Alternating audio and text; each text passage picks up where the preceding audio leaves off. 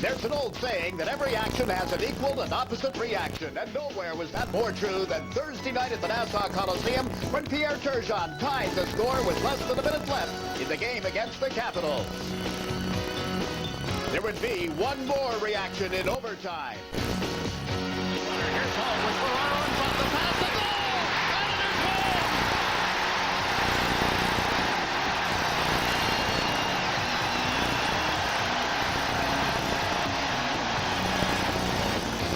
Game 4 is coming up next on Sports Channel.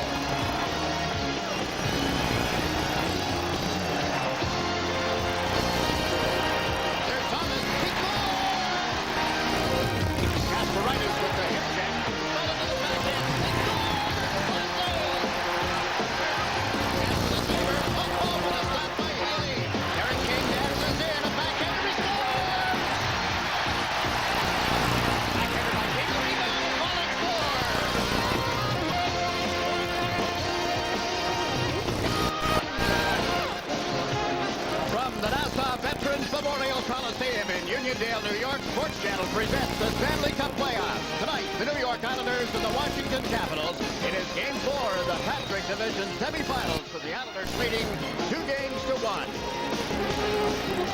Hi, everybody, and welcome to our coverage. The Islanders having won 2 in a row in overtime have the upper hand in this series, or do they? They have the upper hand, Jakes, and I suppose if you're a Washington Capital, you're not really doubting yourself, but there's certain things start to creep into a hockey team, and this is the kind of a thing that scares the daylights out of a coach. He's trying to keep any negative thoughts at all out of the dressing room, out of the heads of the Washington Capitals, while all of that is building with the Islanders. And he's handing it right to his team via the media. Here is the Washington Capitals story for Meineke Muffler. Feather dusters, he called his players. Well, you ask the Islanders, they're pretty well beaten up because of the bang-bang play, but the coach says they're feather dusters. Number 1 line has to come through for Washington. Pavanka, Bondra, and Kristich has to provide some production, and character will be tested tonight. Are they character players, or are they just characters in the Washington uniforms? Some people say that when the Europeans take to the ice, it doesn't mean as much to them to win a Stanley Cup. I don't really think that's the truth. I think the Islanders have been doing such a good job checking the Washington Capitals, particularly their big line, here in this building. They're just not getting loose. Here are the New York Islanders stories, also for Meineke Muffler. Won't be easy as number 1. Yes, up 2-1, but the Caps have a lot of team pride, and they're been hurt by those 2 overtime losses. Big battle tonight. Number 2, Captain Courageous, Patrick Flatley, cleared to play. You know, he played with blurred vision and not with full equilibrium in the third period in the overtime here the other night. And a curve for the Caps, spelled with a K, meaning Tom Curvers, back in the lineup and will quarterback the power play. Jeff Norton is out.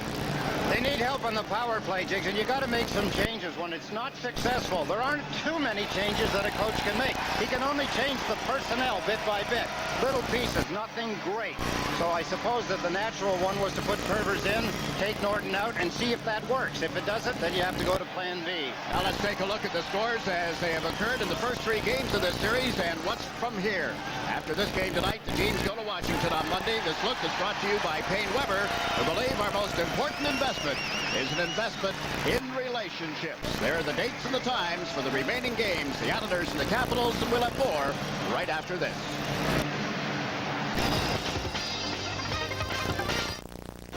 New York Islanders hockey is brought to you by Bud Light. If you want great taste that won't fill you up and never lets you down, make it a Bud Light. By Nobody Beats the Wiz Home Entertainment Centers.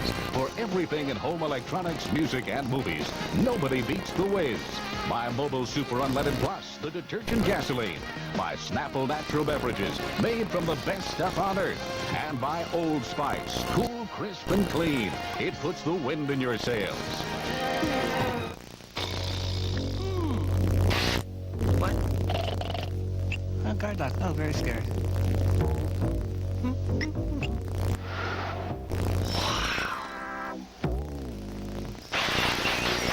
Finally, the good stuff. If you want great taste that won't fill you up and never let you down, make it a Bud Light. This Saturday and Sunday, Nobody Beats the Wiz is having our weekend sale. Every item in every Nobody Beats the Wiz store is on sale, or it's yours free. Every TV, VCR, and camcorder. Every audio component, cellular phone and camera. Every personal computer, fax machine, and video game. Every compact disc, cassette, and movie. Everything. For 2 days only, this Saturday and Sunday, every item in every Nobody Beats the Wiz store is on sale. The Islanders' Ice House in Uniondale, New York is jam-packed tonight. You see the team leaving its dressing room on the way to the ice surface, and this crowd is about to erupt. Every one of those players is jumpy. There's no question. They've got each other pumped up in the dressing room to the point where Al Arbor's going to have to try and keep them from having too many men on the ice.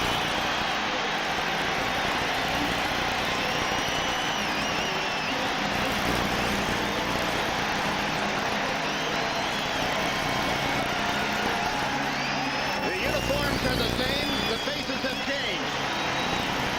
The building is as lively as it was during the 80s when the Islanders marched to 4 consecutive Stanley Cups. In order to get to the next round, they've got to eliminate the Washington Capitals. And as we get ready for game number 4 in this series, let's take a look at Ed's keys, the matchup, things that are really important to watch for in tonight's hockey game, beginning, of course, with the goaltending. Goaltending's always the biggest part of a playoff hockey game, Jigs, and it has been just exactly that so far. When you look at the save percentage of these two goaltenders, Tabaracci for the Washington Capitals and Glenn Healy for the Islanders, it's to drool over. 0.912% for Tabaracci.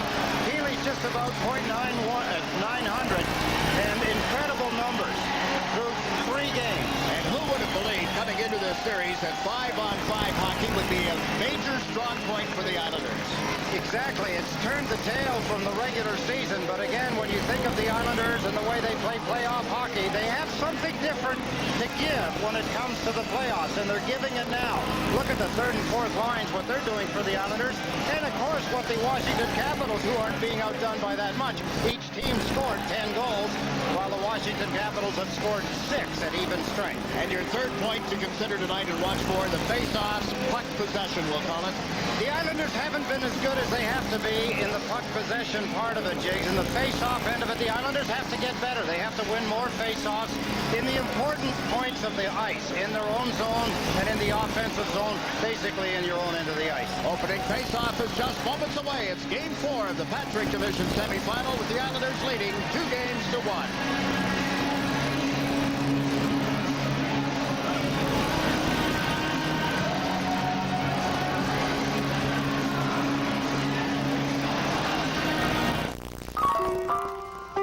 You're about to see an amazing detergent at work. Just look for the big red O. Drive in.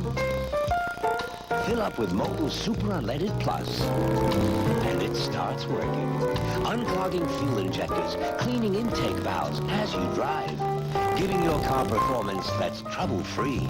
So drive your engine clean with Mobile Super Unleaded Plus, the detergent gasoline. Hi from Snapple. Today I got a letter from a young guy who writes, I love your all-natural beverages. Do you allow people to tour your plant? Okay. Welcome to Snapple World Headquarters. Ladies and gentlemen, say hello to Stephen.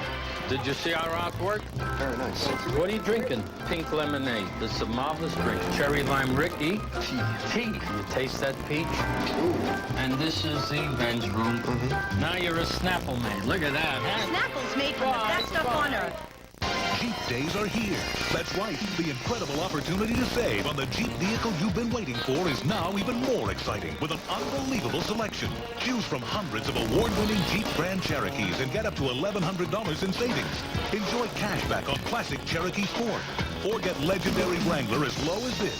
So come in for Jeep Day at your Jeep and Eagle dealer today, because days like these won't be here for long.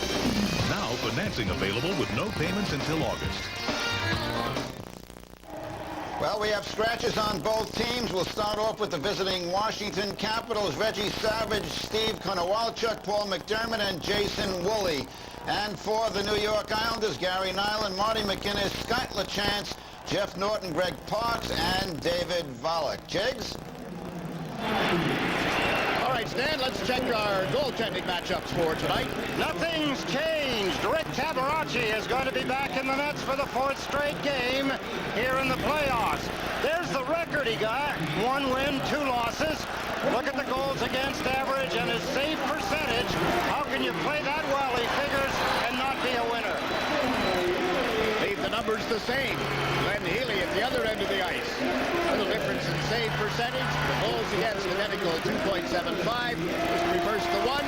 Put the two in front. The Islanders lead the series 2-1. And the referee tonight is Terry Gregson, one of the senior officials now. Mark Perry and Bob Hodges to work the lines. The Islanders, white home uniforms, defending the goal to the right. Turgeon is in the middle. King is on the left. Steve Thomas on the right side. Huey Krupp and Darius Kasparaitis, the Islander defense. Cap started the Hunter line. Elenuck and Kristich with him, and immediately the puck goes out of play over at the Islander bench. So again, Terry Murray is breaking up what we referred to as his #1 line. He has got Kristich out here with this group, keeping him away at the moment from Vavanka and Bondra, although as Al Arbor said prior to the game tonight, he used quite a mixed bag in game number 3 here on Thursday. Suppose when it gets to this particular point and things aren't successful, Al Arbor would do the same thing if he was not winning this series. He'd start to shuffle his lines around. He's done a little of it. 2 games at the Capitol Center. Johansson with a pass out of the zone for Hunter, who goes to Hatcher, jumps up with a big shot. Healy a pad save, and Krupp came back to get a stick on the rebound. Steve Thomas plays it off the boards. Johansson with it at center ice. Seeing Hatcher jump up like that reminds the Caps and their fans of the way the team played basically during the regular season. Now in the center ice zone, Dale Hunter controls the puck. Dropped it off, up they step. Johansson and Elenuck. Now Kristich tries to center the puck, and it went right to Steve Thomas. Thomas tied up in the corner, and the puck goes behind the Islanders' net, controlled by King. Off the boards toward Turgeon. He can't slip away from Hunter in time, but then does come up. Off the right wing boards. Turgeon cuts in, holds it, shoots off the side of the net, and it's cleared out. Or at least away from the front of the goal, not out of the zone till now, and right to Glenn Healy. Appreciating the start for the Islanders in the close call. Here's Ferraro over the Washington line. Gave it to Flatley. His shot was blocked to the defense. Then Flatley dumps it into the corner. Picked up by Todd Krieger. Krieger carries the puck to center. On into the Islanders zone. Picked up by Curvers. He forces Krieger off the puck. And Patrick Flatley moves it around toward Ray Ferraro. And out of the zone it goes. Cote and Iafredi coming back in the Caps defense. That's Hogue in forechecking along with Ferraro now, but Kelly Miller gets a stick on it. On to Cote. Cote into the Islanders zone to Krieger on the left wing boards. Kick save by Healy. Malakoff bumped by Ridley. Backing him up is Ray Ferraro, and the New York Islanders come to center ice. Ferraro across the line, couldn't get it to Dennis Vaske. Then Ferraro is pushed out of the zone and brought the puck out as well. Washington, Jakes, are trying to make this a home game for themselves. They've got a pretty good start, although the Islanders have had the best scoring opportunity. Play call back on an icing here. We're 2 minutes and 10 seconds into the opening period. Islanders trying to pick up where they left off in overtime. What a flurry at the beginning of the hockey game. Let's take a look at that opportunity, the best one of the game so far. Turgeon there got a piece of it. Cote turns, but he's flat-footed. Turgeon gets a jump. Watch his left arm and shoulder. Look at him guard the puck. Flips it to the forehand, holds it, and then shot it off the goalpost. There's the loose puck in front of the net that the Washington Capitals were able to clear. Beautiful play by Pierre Turgeon. So much, Jakes, of guarding the puck. He does it so well. Watch him in the corners along the boards when he's in there with his feet, with his hands, his hips, everything. He gets everything into it to guard the puck.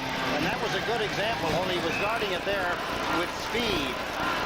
No shot on goal. The Caps are out shooting the Islanders 2-0. Couple of big kick saves by Healy. Now Papanka centers with Bondra on the right side.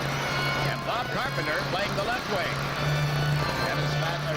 Travis Green on the face-off. Vaske is one of the defensemen up in the circle here, and Ron Loisel comes to center and floats it on into the Washington zone.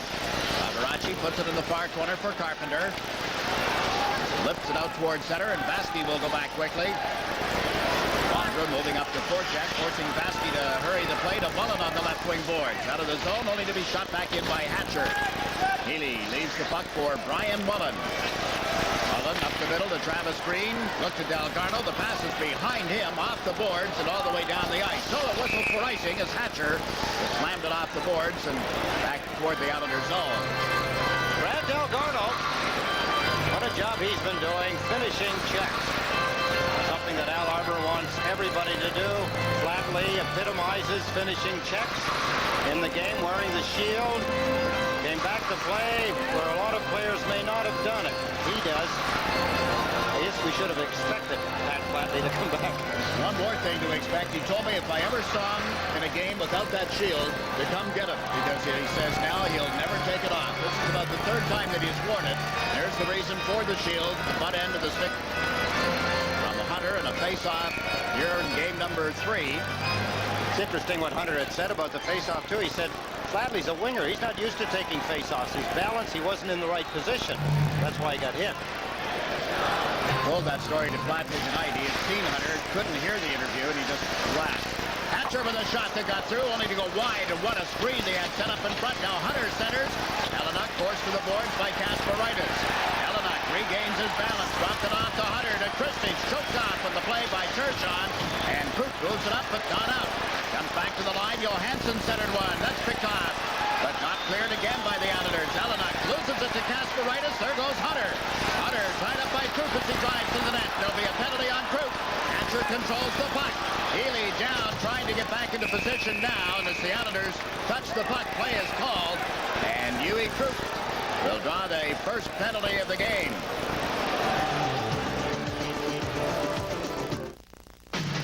We know all the men you have to be, just how much you give, all the lives you live. From Gillette Sensor Technology comes the Gillette Series, shaving, aftershave, and deodorant products to help a man look, feel, and be his best. The Gillette Series with Gillette Sensor, it's redefining men's grooming.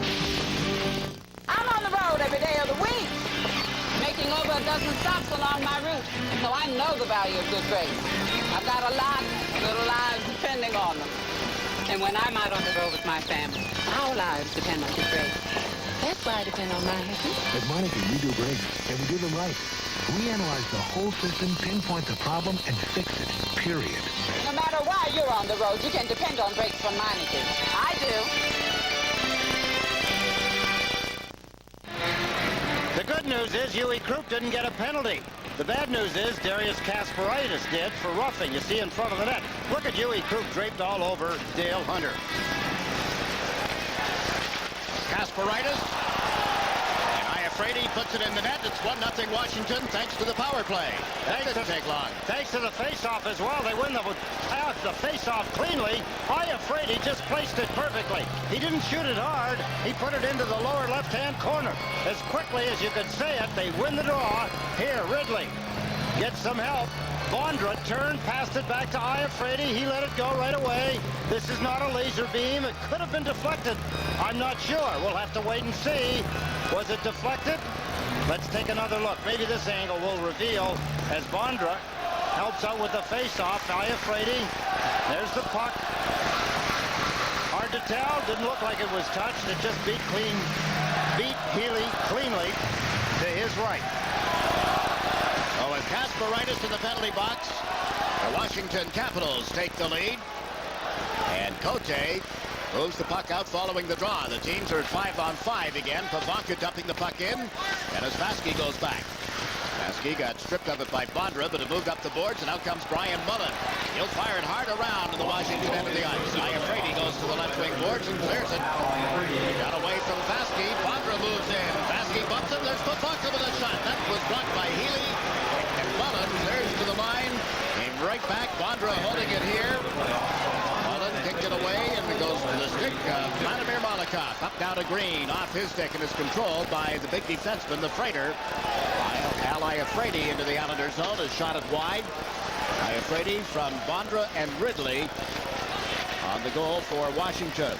Just took them 4 seconds from the time the penalty was assessed. So Washington had a 1-0 lead. Now the Islanders out of the zone. Green drops the puck for Flatley, who comes in on the left side. Patrick Flatley leaned into a backhander that went wide. Ends up out at center ice for Ray Ferraro. Back to Pilon. Rick Pilon to Patrick Flatley, had it in his skates and got checked by Hatcher. Here's Ferraro dragging it in front. Cross ice pass was out of the reach of Hogue. They had to The chance set up, but didn't get a shot. And Curvers ends up clearing it back into the center ice zone. The Islanders captain Flatley moves up. So did Ferraro. Now Curvers comes to center ice. Get it to the right side. This is Flatley. Curvers drives to the net. The pass deflected wide. Curvers battling Hatcher as they go to the end boards. The Caps fail to clear it. Here's Flatley, and it's knocked away by Johansson. Cleared out of there by Todd Krieger. Elon dropping back to the Islanders has given the puck to Curvers. Into the middle to Benoit Hogue. He's over the Washington line, only to be checked. Hogue recovers at center ice. His pass blocked by Ridley. Mike Ridley checked to the Islanders zone. Steve Thomas comes down the right side. Trying to get a step on Cavallini. Little stutter step. Then the pass to King. Knocked it down. Plays it off the end boards. Kasparaitis has started in. Backs up now as Ridley moves it on to Cote. The Caps have the defense jumping up quickly tonight, don't they? Point I was just going to make, Jiggs. It's a good one because they hadn't been doing it as well as they did all season long. And in this game so far, we've seen Hatcher up there. Iafrate got the goal. That time Cote moving up quickly. And here Alanuck with a pass to Hunter that's blocked by Troop at the Islander line. The puck stays in the zone and will be called on an offside. Hey, Islander fans, this break in the action is a great time for you to break open a nice cold Budweiser and enjoy that fresh, pure, natural taste. Nothing beats a Bud. Iafrate with the only goal of the hockey game so far. 4 seconds after the penalty, the Kasparaitis, his shot, a beauty, into the lower left-hand corner. First goal by a defenseman in a Washington Capital uniform in the playoffs.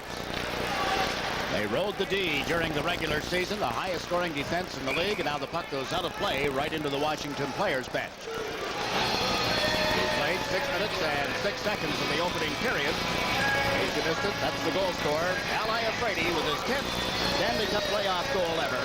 Scored at 3:22 this first period. His best playoff year was with the Toronto Maple Leafs in 87-88. He had 4 goals, 3 assists, 7 points in 6 games in postseason play that year. Now Huey Krupp has dumped the puck in following the drop. King and Thomas go into forecheck, so does Turgeon, but Cote handles it here with a pass up the left side to Kristich. Speed is behind Alanuck. Again, it's Kristich, Alanuck, and Hunter. This is Alanuck, can't get it to Kristich, and Pierre Turgeon starts out for the Islanders. The pass through the Washington defense ends up deep in the zone, and Tabaracci is out to play it. Thomas knocks it out of the air. Can't get it onto his stick in time to do anything with it, so Hunter moves it cross ice. Iafrate fires that one up into the seats. Wicked blast off the stick of Al Iafrate. Another indication of the Washington defenseman moving up quickly, and Al Iafrate again doing it. That time, good job by Kasparaitis. The thing there is that if the defenseman of the Islanders can stay close enough, Iafrate taking a lot of time, trying to get a little extra. He was in a good position, but trying to get a little extra on the puck. Took him a little longer to get it away. That allowed Kasparaitis to deflect it. Wild thing. Look at him. He was spotted yesterday over the newly revamped Roosevelt Field ball. Bought himself a Linux jacket. His eyes on a couple of leather jackets too at one of the spots there, but got better of it, he said. Go better with his Harley Davidson. Well, he didn't have enough money apparently. It cost $7 for the cab ride over and $23 for the cab ride from the Roosevelt Field ball back to the hotel. What? Yeah. Got him again. My goodness. That's Darrell taking the puck off the boards. It comes back to Bacola in front of that. There's Loisel, a backhander, and Tabaracci came up to challenge. Loisel battles his way to the corner with Cavallini. Day is there. In comes Bacola. The puck has been frozen long enough for a face-off. Cavallini pushing at Loisel. Bacola steps in. He's restrained a little by May. Everybody except the 2 Islander defensemen and goaltender Glenn Healy is into that corner now. It's the Capitals 1, the Islanders don't score. Jeep days are here. That's right. The incredible opportunity to save on the Jeep vehicle you've been waiting for is now even more exciting with an unbelievable selection. Choose from hundreds of award-winning Jeep Grand Cherokees and get up to $1,100 in savings. Enjoy cash back on classic Cherokee Sport. Or get legendary Wrangler as low as this. So come in for Jeep Day at your Jeep and Eagle dealer today, because days like these won't be here for long. Now financing available with no payments until August. Promotional considerations provided by the Justin Boot Company, the world's largest maker of handcrafted boots since 1879. Fine quality boots for the entire family. Available at over 4,000 authorized Justin dealers nationwide. An international business class ticket, an international business class seat. So what's the difference? Continental's Business First. For the price of business class, you can enjoy the comfort of a sleeper seat and the service of first class. That's the difference. A scoring opportunity. The Islanders watch Claude Loisel here. Turns and wheels it. A backhand shot, a beauty. He also ended up going to the corner and getting the puck. No penalties on that skirmish. Face-off coming in the Washington zone. Travis Green has been waved out. Michael Pivonka waits, and Mullen wins the draw from him. He gave it to Molotov for a shot that was deflected by Carpenter. Delgado taken down, back of the net. Pivonka plays it off the side of his own goal, and now the Caps try to come out on the right wing boards. Could not. Baskey holds it in. Centered one. Mullen knocked it down and shot it wide. Hammered around the boards by Bondra, but it stays back to the net. Picked up here. There's going to be a penalty. Mullen and his helmet popped off, and the Caps draw their first penalty of the game as Hatcher, the captain, heads for the penalty box. One of the drawbacks to being so tall, Kevin Hatcher, if he holds his stick just waist high, he gets most guys around the head and shoulders. Watch now as Mullen gets up. Brian Mullen. There's Hatcher turned there. As Mullen ducks, Hatcher's stick is hardly above his waist, but Mullen ducked into it. Stick made contact with his helmet, knocked it off, and Kevin Hatcher gets a high sticking penalty, and the stick never once was raised above his shoulder. Interesting. The Islanders on the power play use Tom Kermers on the left point. Vladimir Molotov on the right, and there are the numbers. 0 for 14 power play opportunities, and Kermers get it going. Turgeon in the middle, King on the left, Thomas on the right. Ridley to take the face-off. Miller is the other penalty-killing forward with Cote and Iafrate, the defense combination. 25 minutes and 4 seconds of power play time for the Islanders. Iafrate and King, see them at the top of the picture, and referee Terry Gregson has gone over to that side of the ice. And again, they're out of position. What King is trying to do is go to the corner. He thinks that Steve Thomas is going to push it straight ahead into that corner. He pushed it ahead, but behind the net as the Caps play the boards. It's held in by Kermers. The Turgeon to the corner for Thomas. Steve Thomas goes back to the net. Over to Derek King. Thomas back to King. Turgeon is back to the net as Molotov centers. That went wide of the net. Kermers in off the point. He gets tangled up, and the puck goes to Cote. Can't clear it out. This is Turgeon. Flipped it to King for a shot. Pad save. Turgeon after the rebound, but Miller is there, and the Caps fired around the board. King holds it at the right point. That's one goal that bounced off the side of the net. Navaracci out to play it. Molotov recovers outside the blue line. Vladimir Molotov, the King. Derek King looking for his first ever Stanley Cup playoff goal. The Islanders are going to have to start the play from deep in their own zone. King is playing in his 13th playoff game tonight. Here's Kermers leading the attack. Through center ice, hard around the boards. Navaracci failed to slow it up. Turgeon trying to get it to King. King hanging up here with Krieger. Turgeon helps out. They feed Kermers. Over to Molotov. One-timer is wide of the net. It comes right back to Turgeon. There Turgeon looks to the corner to King. Checks out Kermers at the line. Gives it to King instead. Back now to Kermers. The reach for it. Lets it fly. It was tipped wide of the net. Turgeon behind the goal. To Eric King to Turgeon. Out to Thomas. He shoots pad save, and it's turned aside. This is Tom Kermers. In around the boards to Turgeon. Still 30 seconds in the power play. Loose puck in the doorstep. They continue to battle for it. King got it to Thomas for a shot that was off the right arm of Navaracci. King steps away from the boards, and his pass is off the skates of Pivonka down the ice. Pretty good power play for the Islanders. They've had 4 shots on goal. 3 of them have been labeled. And just 11 seconds in the power play as Hull comes over the line. Failed to pick it up, but he's got it now. Slips it back to Troop, or at least intended for him, that got away. Darius Kasparaitis taken off the puck by Miller, but there's Troop to hold just as Hatcher steps out of the penalty box. Up comes Patrick Flatley. To Benoit Hogue, to Ray Ferraro, back to Hogue. Hogue playing with a very sore finger. Passes the puck across. Kasparaitis puts it in front. Flatley with a backhander. Couldn't get it through Cavallini. Hatcher took Flatley off the puck. The net comes up, but not on. of the zone. Ridley backhands it in. Chasing it back is Huey Cruz, and Washington will change up here. Ridley got knocked down well away from the puck. It's home puck, and now Ferraro puts it in the Washington end of the ice. Hatcher turned and went back. Ray Ferraro is there. He is played by the Caps off the boards and down the ice. No icing to be called. 9 minutes, 40 seconds remaining in the first period. Washington leading 1-0. Islanders able to get it into the Washington zone. John Anderson turned it over, and Ferraro dumps it down. Chasing it back is Calle Johansson. Johansson and Hatcher on defense. This is Johansson, checked in the zone by Mullen. Delgado takes the man. Mullen takes the puck. Mullen centers it across. Hunter knocked it out of the air, and a pass intended for Green, and the Caps get it to center ice. Jelinek looks to Kristich as he went down the left side and overled him. Healy turns it up the board. Jelinek with a big hit delivered by Pilon. Vasky and Hunter go to the corner. Vasky knocked down. Hunter trying to dig the puck out of his skates, did, but it went right to Delgado and out of the zone. Brady will drop back. He has the only goal in the game. Chased in deeper by Green. Now Mullen comes in to forecheck.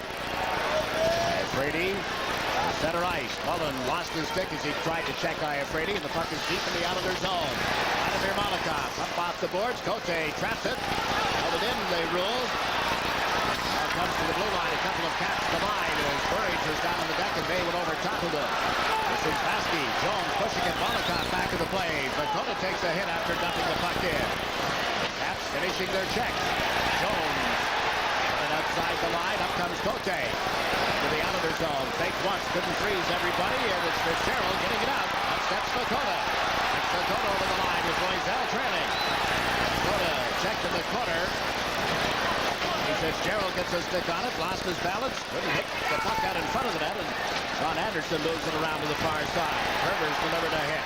Burridge after the puck, played it behind Bay. Fitzgerald went to Bay, and there'll be a penalty here. Tommy Fitzgerald took a big run at Bay, and referee Gregson has called the play.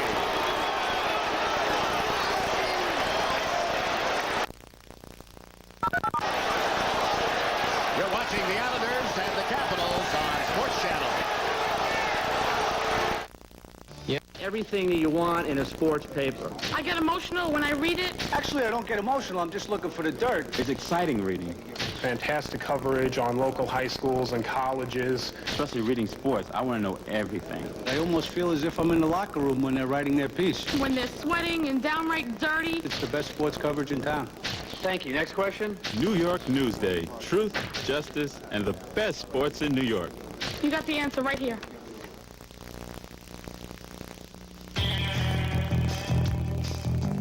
Introducing ProScan. A new kind of TV that will take your senses for the ride of their life. To put it simply, ProScan has sound so real, you can feel it. And a picture so incredible, you can taste it.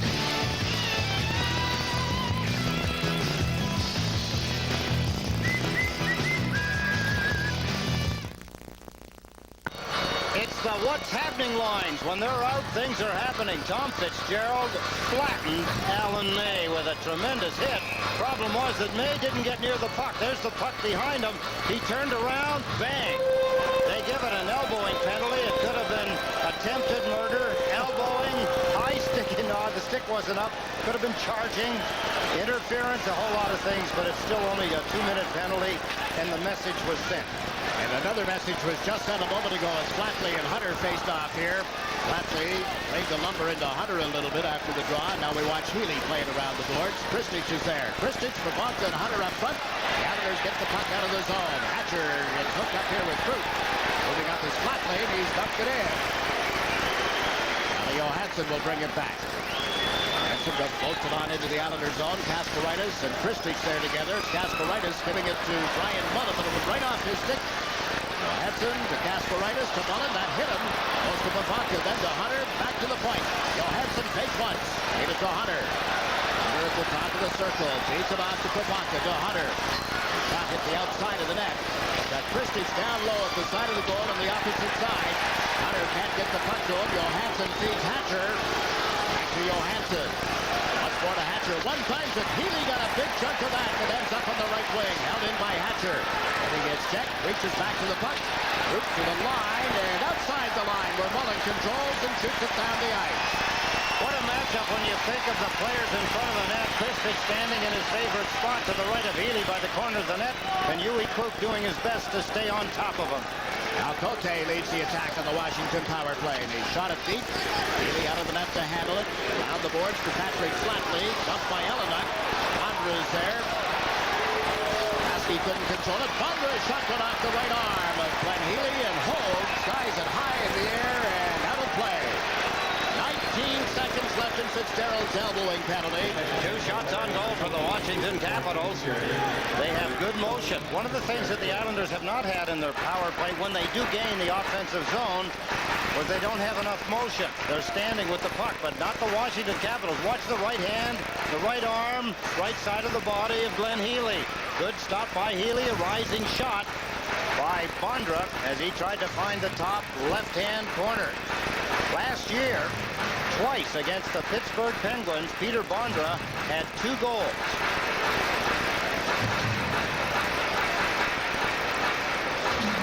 The goals haven't been coming. They're not as plentiful as the Caps had hoped, especially in the second half of the season. He had only 16 goals from the All-Star break on, after having 23 in the first portion of the season prior to the All-Star game. Only 2 assists so far this season in 3+ games. 6 minutes, 9 seconds remaining in the opening period. Loisel on the face-off is being ushered, maybe not being waved out of there. Linesman Bob Hodges addressing him on the importance of the draw, and the Caps win it. Iafrate with a shot that deflected wide. Washington Capitals at the tag end of this power play, unable to center it. It slipped away from Bondra, and Vaski steps back to the net. As Vaski leads the rush up this left side. Fitzgerald is released from the penalty box, and all damage done on the second Washington power play of the game. Trying to come up the right wing boards. Mike Ridley handling the puck. Gets over the Islander blue line. Slowed up by Thomas, who clears it out. Iafrate and Cote drop back. Iafrate, Gilbane, Cote. Bondra, but right to Kermers. Can't get it out of there. Peter Bondra checked as King slid into him, and Kermers raised it up with a feed to Thomas. Has King with him on the left. Up comes Turgeon. The pass to Turgeon to Thomas, and he shot it off the stick. Goaltender Rick Cavaracci. Loose back to the Washington goal. Turgeon gets to it. Centered it in front. King couldn't get a stick on it in time. Then he gets knocked down. Right there is Cote to clear it to Ellenut. Ellenut over the line with Bondra drives to the front of the net. And a shot from Carpenter ends up in the seats.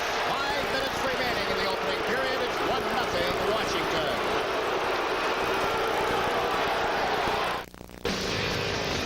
We thought we'd been everywhere, seen everything. We were wrong. We're back to the bone. We're back to the bone. These guys were weird, and we liked it. Later, they took us to the Tower of Fun. Brother, tomorrow we ride again.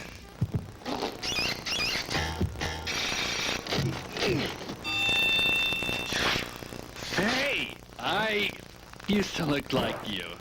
About the latest equipment, personal trainer, make you more of a man. See, I had a brother that used to flick me, be right here, ouch, you know. And anyway, we have a free trial offer.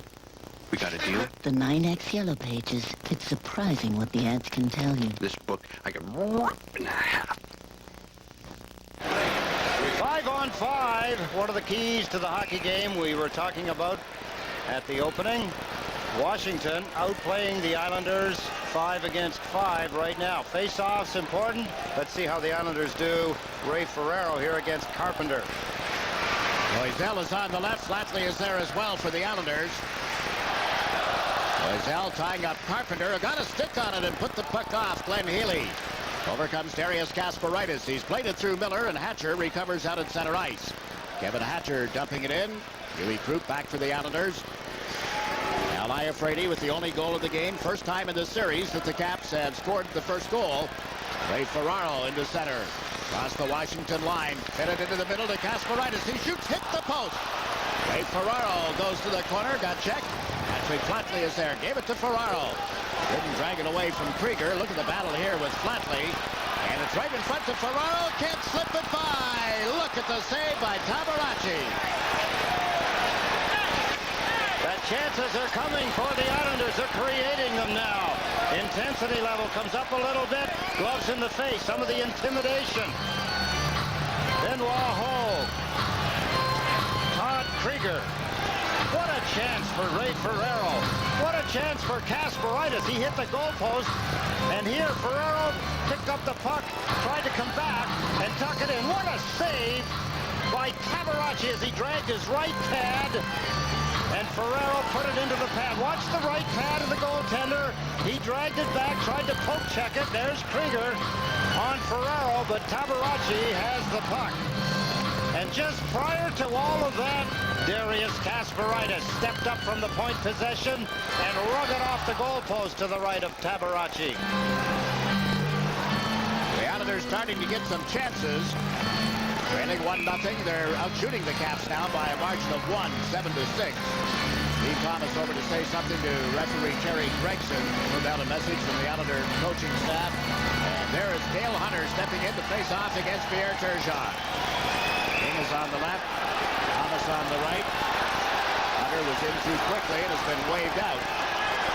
It's Dmitry Kristich on the draw. That's won by Turgeon. Vasky at the left point. Through a screen right on. Tabaracci the save, and Iafrate brings it out into center ice. To the right at the Islander line, and an offside call as Hunter now is wrapped up with Thomas.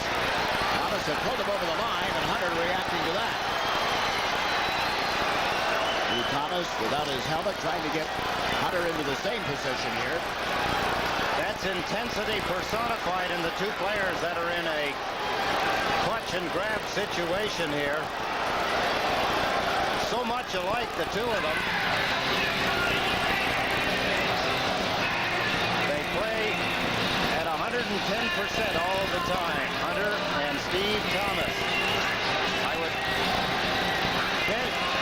venture to say that they do have a great respect for each other. When they get locked up that way, it's not disrespectful. Hunter's mad at Thomas because Thomas dragged him across, creating the offside. Tabaracci has been very busy as of late, and the Islanders here. Watch the puck go through it. Vasky shoots it. Watch the left pad to your right. Beautiful stuff by Tabaracci at the last second. He saw it, kicked it off to Al Iafrate as you see him picking up the puck. Roughing penalties handed out at 15:51. 4 minutes each, double roughing, if you will. Dale Hunter continues to add to his totals. All-time penalty minutes. Playoffs, he is the leader. The retired Chris Nyland, retired Willie Clutch, the long-time retired Dave Tiger Williams, and even prior to that, Dave the Hammer Schultz. The kinds of penalty minutes that he gets are a lot different than the guys that are underneath him. He's a better hockey player than all of them. Takes better penalties. Better than Dave Schultz? Better than Tiger? Better than my pal Willie Plett? Yes. Chris Nyland included, huh? Yes. Okay. No argument. Here's Ridley. Back to the line to Cote, but outside the blue line. Teams are playing 5-on-5. Those coincidental minor penalties. Sylvain Cote to Ridley, who dumps it in. Krieger chasing it as Healy comes out to play the puck. Into the corner, but there's Ridley. Now to Todd Krieger. Krieger trying to center. Ferraro was on him. Ridley gets taken to the boards. Taken down as well by Molotov.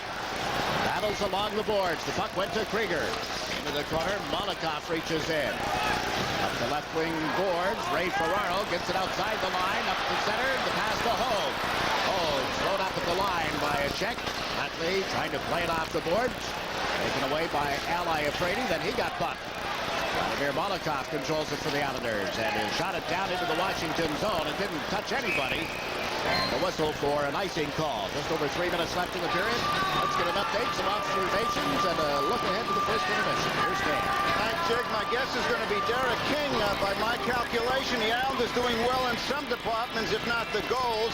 They're leading 8-6 in face-offs, and they're leading 11-8 in hits. But Glenn Healy has got to watch his passes from the side of the goal. He's been putting it on Washington sticks. Jiggs? Okay, Stan, 3:08 the time remaining. Period number 1, Derek King, as we said, looking for his first ever Stanley Cup playoff goal. Had an opportunity set up in this opening period, but couldn't pull the trigger on one. Travis Green wins the draw from Povanka. Possession, the Islanders get it out of the zone. Ron Loisel in possession of it has dumped it in, and back goes Johansson. Off the boards, but right to Green. And behind the net, Brad Galgarno. Johansson pushed him away from the puck. And brought back by Kevin Hatcher. Johansson. Now to Johansson on to Hatcher. Over the Islander line with a feed to the right side. This is Carpenter pulled up. Shot it off Kasparaitis. And bouncing off the board. Bondra center. Povanka was there and couldn't bang it home. And Healy reaches out. Has it in the catching glove. Bob Carpenter again, an effective player in this hockey game. Povanka and Carpenter in around the net. Watch the goaltending of Glenn Healy. Now, all of this going on, he's got to back in. He's got to be able to get a good look at the puck, get the longest look he can. He needs help out in front. Look at all the red sweaters. As we watch again, good scoring chance. All of them lately have been going to the Islanders. There's Carpenter as he digs away at the puck. There's the backhand shot. Healy finally able to get a hold of it, stop the play.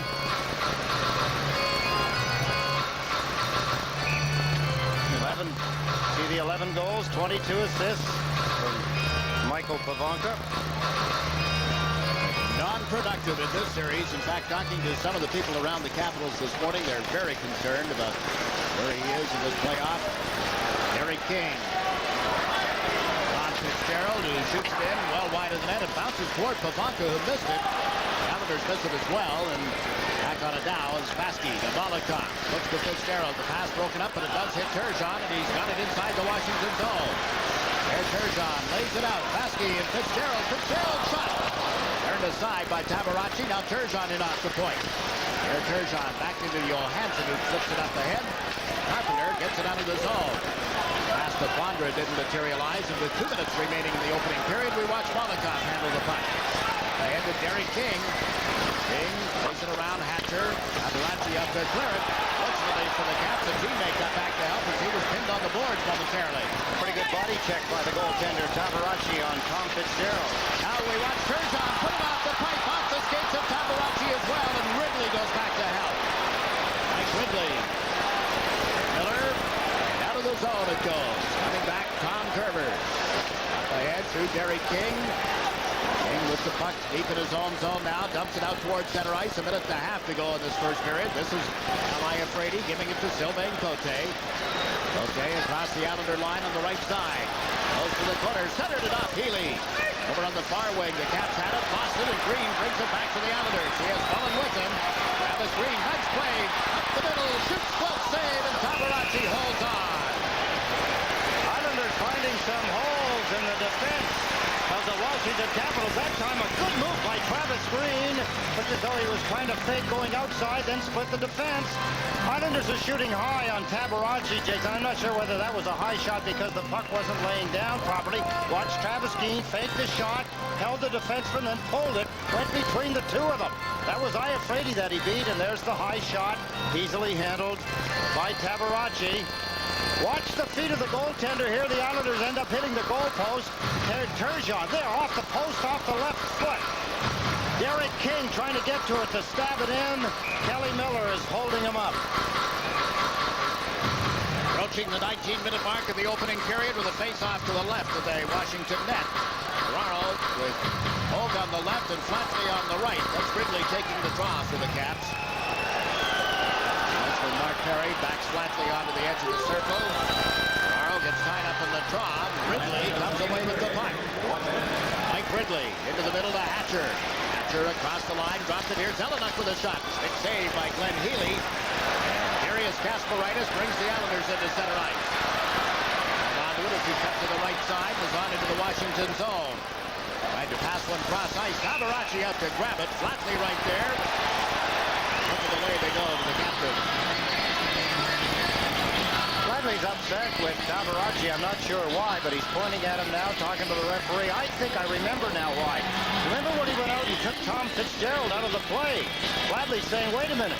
If we run into the goaltender under the same circumstances and he has the puck, are you going to give us a penalty? If that's not a penalty now, don't let it be one later on. I'll bet that's exactly what the captain is saying to the referee. Don't let it go if it happens in reverse later on in the hockey game. Take another look at the Islanders. There, Tabarachi, Fladley. Fladley's talking to him now. There's the stick around the neck of Fladley. Look at Hatcher. Give him a little punch in the kidneys.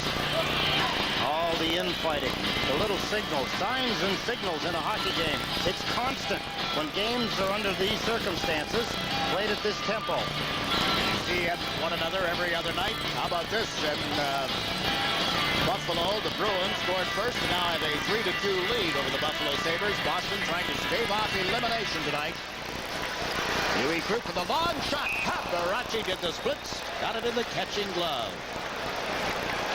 Neely, Joey Junot, and Duras for the Bruins. McGillney and Powerchuk for the Buffalo Sabres in that hockey game. Here again, face-off, so important. Look at how they step in. Fladley helping his center iceman out. Here's the shot. Much similar to the one that I am afraid he scored on, but Tabarachi with another good save. The Islanders out shooting the Washington Capitals at this point, 12-8. Bergeron and Ridley on the face-off.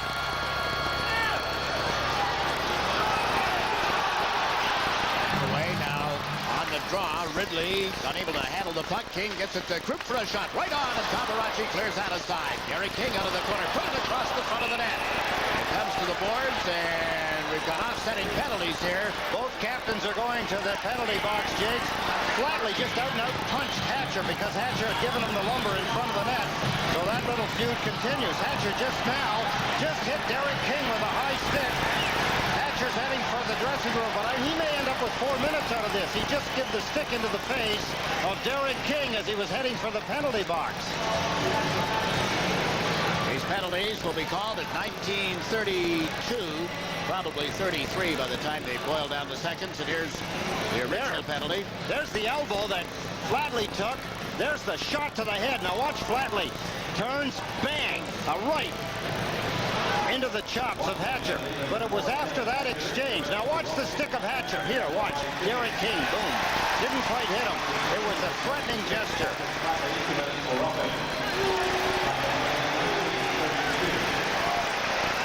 The extra penalty is going to Terry Murray's player and captain, Kevin Hatcher. Hatcher has drawn a high-sticking penalty along with 2 minutes for roughing, and Fladley gets 2 for roughing. This with 27.6 seconds remaining in the opening period.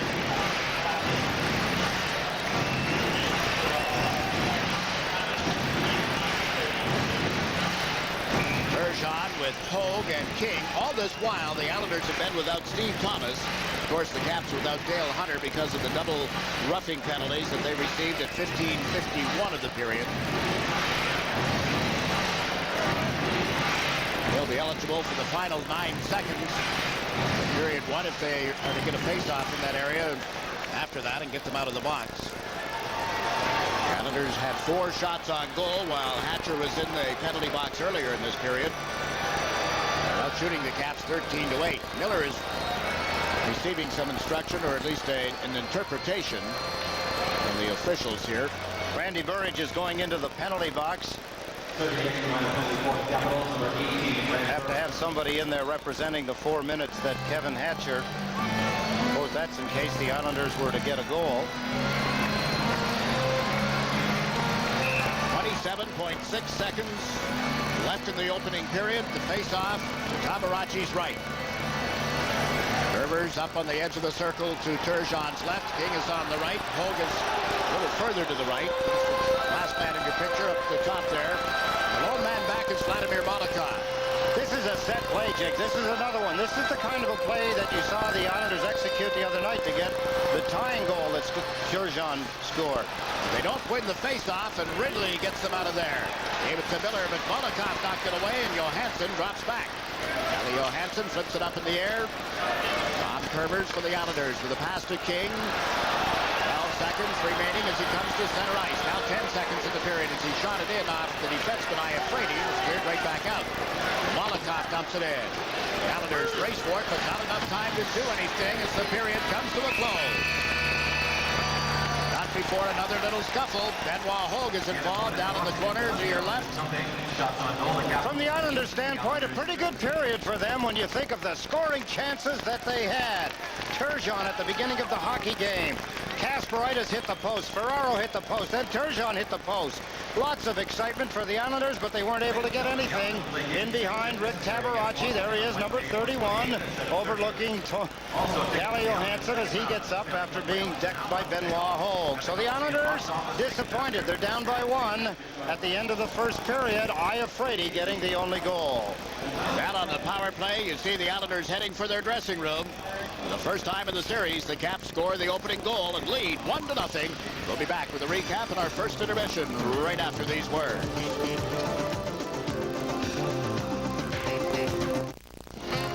New York Islanders hockey is brought to you in part by your Tri-State Jeep and Eagle dealer. There's only one Jeep, and it's only at your Tri-State Jeep and Eagle dealer. And by the people who introduced television, who now proudly present RCA Home Theater TV. For Snapple, made only from natural fruit juices, the best stuff on earth. There's the update on the Islander scoring leader list. Steve Thomas with 5 points, followed by Ray Ferraro, has had a goal in each of the first 3 games in the series, and going back over the last 3 of the regular season, a half dozen in a row. And Pierre Turgeon, Benoit Hogue, and Patrick Flatley all tied with 4 points. This copyrighted telecast is presented by the authority of the New York Islanders, and it's intended solely for the private, non-commercial use of our audience. Any publication, reproduction, retransmission, or other use of the pictures, descriptions, and accounts of this game without the express written consent of the Islanders and Sports Channel is prohibited. The Islanders' Patrick Division semifinal series versus the Washington Capitals continues with Game 4. Well, that's today. Then we have Game 6. If necessary, that'll be Wednesday, April the 28th at 7:30. You can purchase tickets, the Islanders playoff tickets, at the Coliseum box office, at all Ticketmaster outlets, or Ticketmaster charged by phone. You can call them at 516-888-9000. An update from Montreal. Quebec has scored and tied that game at 1-1. Here the Islanders down 1-0. Will have a power play to open up this second period. Kevin Hatcher with 1 minute and 32 seconds remaining on a high sticking penalty. He and Flatley were penalized at 1933. Not a whole lot that Al Arbor can say or do when you think about what goes on between periods. The Islanders played a very good first period. A couple of goal posts, some outstanding saves by Rick Tabaracci. Kept the Islanders off the scoreboard. Just the power play goal by Iafrate, the only goal of the hockey game so far. Pretty good balance when you think. The Islanders, again, though, they're hurting in the face-off department. They're going to have to be better, the key face-offs. Caps goaltender Tabaracci taking a little time adjusting some equipment here. His goal stick, I guess, is getting a tape job. Yes, needs a little extra tape. He wants that down at the hosel, if you will, where the handle meets the back part of the goal stick. To get the better grip down there, that's where he puts his hand to hang on. Most goaltenders do. Yeah, a little rat-tat-tat a la Ron Hextall. Well, we were going to see his new mask and helmet tonight, painted with the stars, red and white, and the Capitals coming out of it. But paint job is dry. He just elected to go with this one. He's been so fortunate with it. Lucky, am I saying? Turgeon couldn't accept the pass from Molotov, and the Islanders have to go back. Molotov and Curvers on defense. Turgeon, King, and Thomas up front on this power play. Lugging it out of the zone is Curvers. The pass right on to Thomas. Steve Thomas trying to slip it back to Molotov. In instead to Turgeon. Here Turgeon. Turned it over. Miller stepping in front of Curvers. Got it outside the zone, and Curvers will give it to Molotov. Less than a minute to go in this Islander power play. Molotov to King off his stick. King goes after it with Johansson. Then King is pushed by Miller. Miller ended up freeing the puck, and Mike Ridley dumps it down the ice. Again, the Islanders having a lot of problems getting possession of the puck in the offensive zone. Aggressive penalty killing by Washington. Bergeron gets checked inside the blue line. Krupp had it outside the zone, brought it back in. That's going to be called an intentional offside and run all the way down the ice for the ensuing faceoff. Think back to Game 2 at the Capitol Center in Landover. The Islanders' first power play in that hockey game, they were wonderful. The best they'd looked in the 3+ games so far. They were skating. They were moving.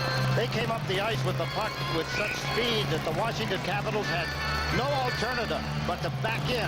That gave the blue line to the Islanders. They came in with possession of the puck and started to operate from there with good motion, feet moving, puck moving, tough to kill. Doesn't matter how good your penalty killing unit is. Pivonka won the draw. Krieger gave it back to him. Michael Pivonka with a long, low shot. He had no trouble handling it, then covered it long enough to bring about a face-off. It's not a good sign either here, the Washington Capitals. They got 27 seconds before they're back to even strength, and they force the Islanders in their own end of the ice to take another face-off. That's aggressive penalty killing by the forwards. Picture a little while ago looking at the Washington bench. Terry Murray trying to find the penalty clock. The Caps found the puck, but it's tipped out of the zone by Thomas. And Krieger puts it right back inside the blue line. Here's Tom Kerbers. Kerbers steps over center, hard around the boards. Navaracci missed it. Bergeron lets it go through. Thomas and Krieger are there together. In comes Pivonka. It's dumped down the ice by Cote. Again, the Islanders do not maintain control of the puck, do nothing with this bad advantage, and continue in a deficit position, down 1-0. Krupp is over the Washington line, got checked. Pivonka banks it out, and Burridge, who had been serving the extra penalty, looks to Krieger, then couldn't make the pass. And Burridge is met by Vasky. Bergeron goes over as well. Burridge runs into Yui Krupp, and the puck comes outside the Islanders' zone. Add a little insult to the injury. The Islanders outshot on that power play by the penalty killers. Here's Cavallini with a shot that's off Krupp's stick and up into the seats. We've played a minute and 58 seconds of the second period. Remind you that the series goes back to the Capitol Center for a game on Monday night. We'll have it for you on Sports Channel beginning at 7:30. Monday will be game number 5. If game 6 is necessary, it will be here at the Nassau Coliseum on Wednesday night. Get a look at Paul Cavallini. He's in his 6th playoff year. All of those previous to this with the St. Louis Blues. He loves to hit. He's a good body checker. An outstanding, one of the better 5th defensemen in the league, I would say. Recall when the trade was made, we're all of the opinion that the Washington Capitals had stolen a good defenseman. Gave up Kevin Miller in exchange for Cavallini, but Miller has come on to play well for St. Louis. And how about those Blues up 3-0 on Chicago? Caps dump the puck into the Islanders' zone. Backboard is Dennis Vasky. Around the boards for Mullen on the left side. Green jumps out ahead, but they can't get the pass to him in time. Cote back to make the exchange with Rick Tabaracci. Cote around to Dmitry Kristich. It bounced away from him. Delgarno plays it off the boards. Now comes outside the line for Cavallini. The Islander blue line to Kristich on the left side. Kristich around Delgarno, centers behind his teammates, but held. Cote shot blocked by Mullen. Now play called, and there's a penalty signal against the Islanders, I believe. Referee Terry Gregson showing us the sign for interference. I believe it's Brad Delgarno. The interference call is on, yes, as he heads off to the penalty box. A couple of words for Terry Gregson, but the Islanders make a mistake in their own end of the ice. Trying to bail out of the mistake, Delgarno takes an interference penalty. Get a close look, very close look at Huey Krupp in the Islander bench. Ed Taberski down at the far end. Ron Henning, and of course Al Arbor in the close part of the picture. Kill off the penalty. It's going to be Fitzgerald, Loisel, Kasparaitis, and Krupp. Caps with the best power play percentage, 35.7% of the power play against the Islanders in the series, scoring 5 times. Their 14 previous opportunities. Here's Iafrate playing the puck in along the boards. Drive by Bondra. That missed. Cote sets up at the left point. Right to Krupp, off his stick toward Fitzgerald, and he moves it on to Huey Krupp at center ice. Krupp races it after getting away from Cote. Couldn't center it from the corner. He pushes Cote to the ice. There's going to be another penalty. The Islanders are going to find themselves 2 men short as Fitzgerald takes control of the puck down. A roughing penalty signaled against the New York Islanders. Not a smart penalty for the Islander to take. Huey Krupp, short-handed, very deep in the offensive zone. Took a punch and got caught. Punched in the back of the head. Take a look. There's Huey Krupp trying to center it. There's the on-rushing forward. There's the punch. I mean, Cote, the defenseman. So Huey Krupp gets caught. I wonder if he thought for a minute he wouldn't. There's the punch, wham, as he drove the head of Cote down towards the ice. So the Islanders will be 2 men short. 1 minute and 34 seconds still remaining on the penalty to Brad Delgarno, now joined by Huey Krupp. This was a problem area during the regular season for the Islanders. They were pretty good with a 2-man advantage for themselves, but playing 3 against the other guy's 5, not so hot.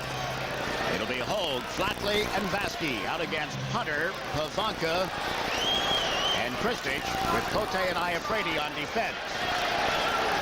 First 2-man advantage of the series for the Caps. The Islanders had a brief one in Washington. Here is Kristich in on the left wing side. Centers it out in front. Iafrate got checked by Flatley and stepped out of the zone. Beautiful move by the Islander captain. Hold up the shooter. Don't let him get it away. And get the puck. Cote moves it to Pavanka. Over the line on left wing. Plays it hard around the boards. Healy handles it here. And Healy up off the glass toward Hogue. And he clears it to the length of the ice. Graham Healy, you can see how important it is for a goaltender to know what he's doing, to be cool under pressure. Circumstances dictate. Healy with a beautiful pass to Hogue. Now Pavanka's into the zone with a pass to Hunter. To Pavanka. Looks to Cote at the line. Hunter backs to the side of the net. It goes to the point for Cote. Pavanka. Pavanka centers over Iafrate's stick. Iafrate fires, pad save, and Vasky got it to the end boards. Picked up here by Pavanka. To the point for Cote. Iafrate. Pavanka. Kristich down low. Couldn't make contact with the pass. Comes back to Iafrate. Now Iafrate feeds it on. Here's Dmitry Kristich. Shot it right at Vasky. Iafrate lets it go and it missed the net. Hunter can't get to it. Flatley does, and he's chopped it out of the zone. What a job by the penalty killers. Dennis Vasky, what a treat for him to be. I guess not a treat so much, but what an endorsement by Al Arbor. Have the young defenseman on the ice with 2 forwards. Now this Cap center and score. The motion did it. Beautiful motion. 25 seconds remaining in the penalty to Huey Krupp when the Washington Capitals grab the loose puck to the left of Healy and feed it to the front of the net. Ridley, his first goal of the playoffs. Look at Cote, the defenseman, as he goes in on Malakoff. Pushes the puck behind the net. There's Ridley in front. There's the pass. Just converting it in front of Tom Fitzgerald. A power play goal. A 2-0 Washington lead. Now the teams will be at full and equal strength. Another look at that tip by Ridley. The goal at the 4:37 mark. 1 second after Delgarno's interference penalty, which was the first of the 2 against the Islanders. Well, that will release Krupp as well and get us back to full-strength hockey. 2-0 Washington, more importantly, on 2 power play goals.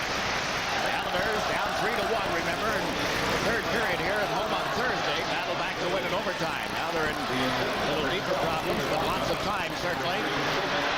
Turgeon brings the puck to center over the Washington line. Turgeon to King, cuts in, a backhander, couldn't get it by. King goes to the corner.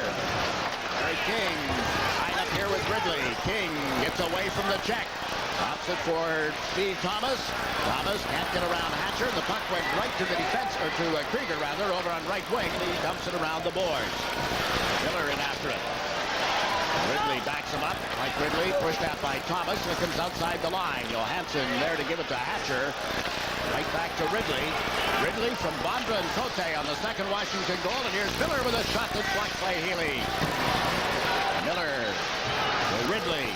Molotov goes to him. Ridley trying to get away from the big Islander defenseman. In off the blue line is Carpenter with a shot through the pads. No, came off the pads and out to the near side. Carpenter sets up Cote. Back to Carpenter into the corner. Ridley trying to center it. Look at the battle on the boards. It comes back to Iafrate. Puts it in the corner. Molotov pushing at his man. Molotov without a stick. Here's Iafrate with a shot. He scores to a screen. 3-0. Glenn Healy is really upset. He thinks there should be a penalty for interference, but the Islanders were going to get the penalty for cross-checking, I believe, at the goal crease of Healy when the shot by Iafrate was launched from the blue line, hit the net. Clear flight. I don't think Healy saw it. Iafrate, his second goal of the hockey game. A 3-0 Washington lead as the defense now becoming a factor for the Washington Capitals offensively. This goal will be at 5:54. Another look at it. Islanders had possession of the puck at one point. Iafrate pulls the puck into him. Look at in the goal crease. Look what's going on. Vasky was going to get a cross-checking penalty, I believe, if I got the signal right from the referee. There's the shot by Iafrate. Healy never with an opportunity to stop it. He was being knocked to the ice as Vasky cross-checked the Washington Capital player. Vondra. Carpenter gets one of the assists. The Islanders have called for a timeout. The other one will go to Mike Ridley. Ridley with a goal and an assist. Iafrate with a couple of goals now, one on the power play. This is the first full-strength goal for the Caps and a 3-0 lead over the New York Islanders.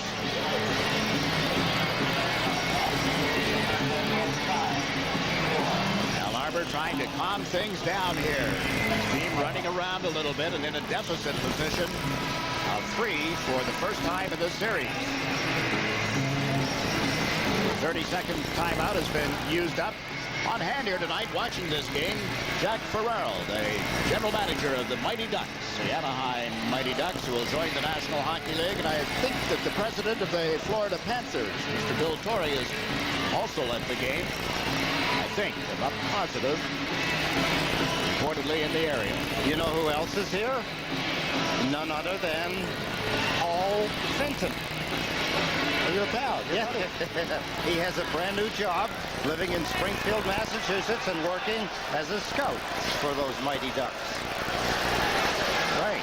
We're 6 minutes into the second period. The Caps led 1-0 after the first. The 3-0 lead, and the pass to Carpenter, or to Pavanka, I should say, from Carpenter didn't materialize, and the Islanders come to center ice. Flatley fires up high. Tabaracci knocks it down. Johansson was able to turn, and now Carpenter is got Flatley battled back to the net. The Caps come away with it. Now Johansson goes cross ice.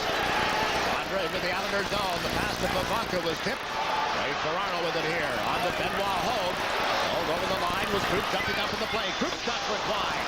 Ferraro over on left wing. Failed to pick it up. The Caps are out. Carpenter into center. Vondra drives to the front of the net. Carpenter to the late man. Johansson puts it in front. Hatcher's shot is denied by Kasparaitis. Ferraro can't get it to a teammate in time to move it out. And now Yui Krupp spins it around to Ferraro. Flatley up to join the play. Takes the puck. Over the Washington line. Moved it back to right wing to Ferraro. Behind the net to Flatley. Iafrate ties him up.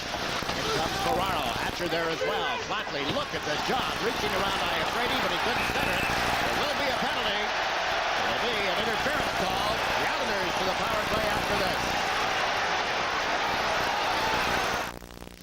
That's Allison, her husband. I can't believe you have a married granddaughter. You can't. Pretty. That's their new house. Oh, they must be doing well. They are. But I helped them a bit. About 8-9 years ago, I set up funds for all 3 grandchildren. Oh, that's a nice idea. Actually, it was my man at Payne Weber. He thought I should start setting aside money back then. How do you know about your grandchildren? He asked. Announcing unlimited one-of-a-kind offer. For the next few weeks, your Team Pontiac dealer is offering a special edition loaded Grand Am for $12,999. Right, $12,999 and loaded. With air, ABS, fuel injection, automatic power steering and door locks, stereo, rear window defroster, fog lamps, and more. About $7,000 less than an Accord AX and $8,000 less than a Camry LE. This is a limited offer. $12,999 for a loaded Grand Am. Now at your New York, New Jersey, Connecticut Team Pontiac dealer. Hurry, don't miss this opportunity. Kevin Hatcher gets an interference penalty. It's his third penalty of the hockey game, and the Islanders get a power play. Can they make it work? They've got to start making it work, and this would be the right time. They trail by 3. Thomas to the right as Turgeon won the draw, getting it to Curvers, to Derek King on Lowe's. Taparacci's got it. Derek King couldn't one-time it. He was moving backward. He wasn't in balance. Couldn't get the stick on it to one-time it. He had to stop it, then shoot it. Taparacci then had time to move across. There, backing up. He's got to get a hold of it, then shift his weight. And in doing so, that gives Taparacci the opportunity to move laterally across the goal mouth and get in front of the rising shot by King. Islanders continue to shoot high on Taparacci. Win the faceoff. Molotov has scored!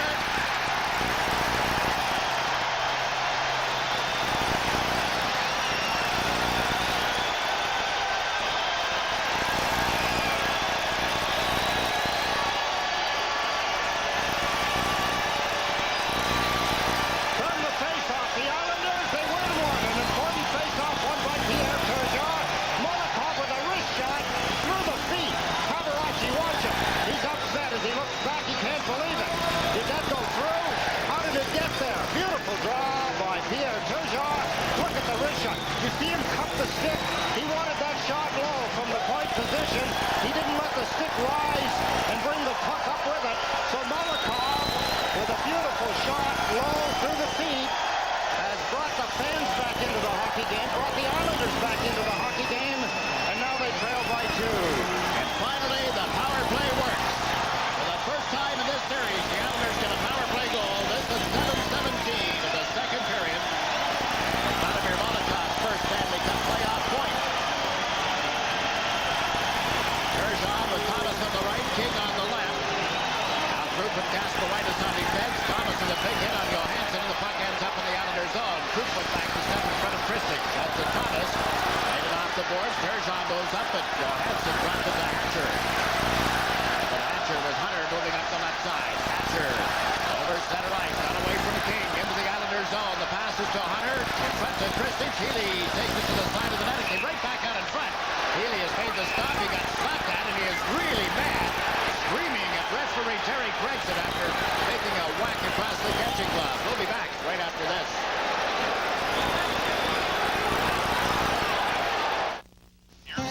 My brother has become a father. So how big can a crib be? Season tickets went on sale today, Mike. And, well, maybe next year. You got 5 years straight.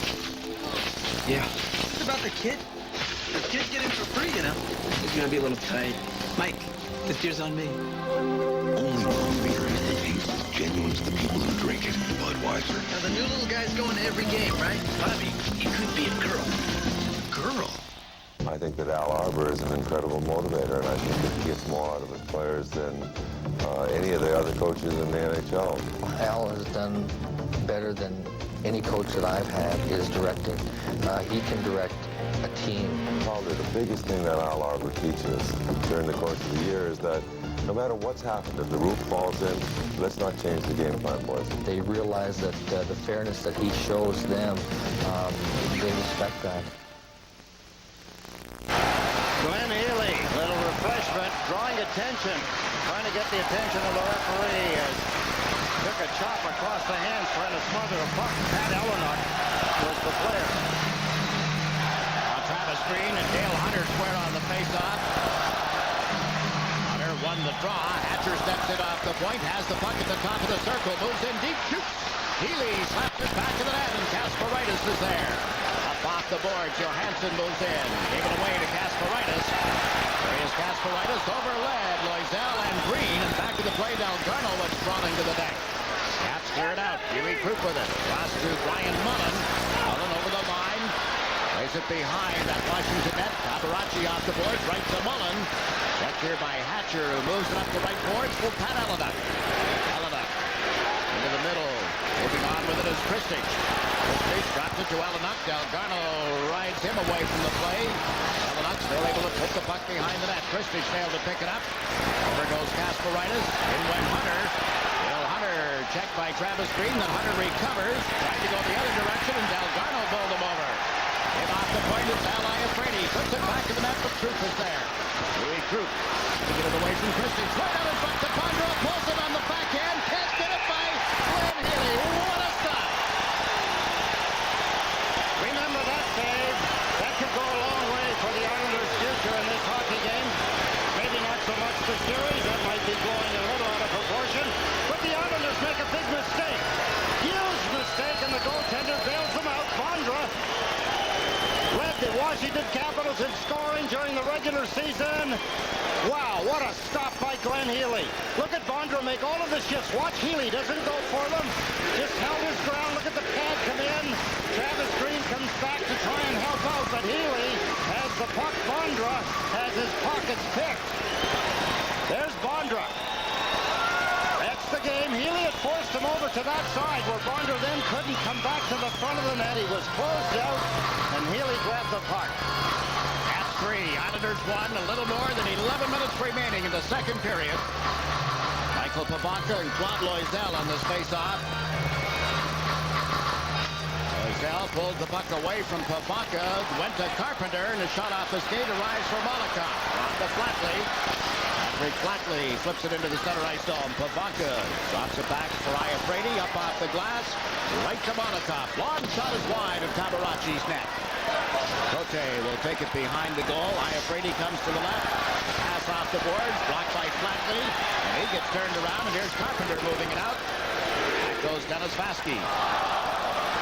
Vaski and Molotov in defense. Ferraro works with Hogan Flatley as the forward combination. Pivonka kept the puck in. Vaski gets it out of there. Benoit Hogue overled Flatley in the center ice. Iafrate moves it on. Here's Bondra. The Pivonka up on edge. The shot turned aside by Healy, and Ferraro tees it up for Flatley. Up ahead to Hogue across the Washington line. Flatley coming late. Right in front, but it's been called back and an offside. Islanders hockey being brought to you by Mobil Super Unleaded Plus, the detergent gasoline. Benoit Hogue puts himself offside. He has that many moves.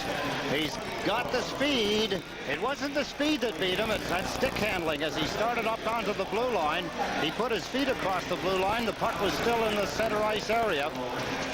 As he brought it across, he was offside. He'll have the speed O when we go to Bermuda with Benoit, Glenn Healy, and Derek King on the Islander cruise to Bermuda. Fan cruise. For information, call Hartford Holidays Monday at 1-800-828-4813. The date, August 1st to the 7th. Fitzgerald checked in the Washington zone. Krieger takes control of the puck here. Gave it to Hatcher. Out of Cavallini. To Ridley at center ice. Goes to Miller on right wing. The pass off his skates.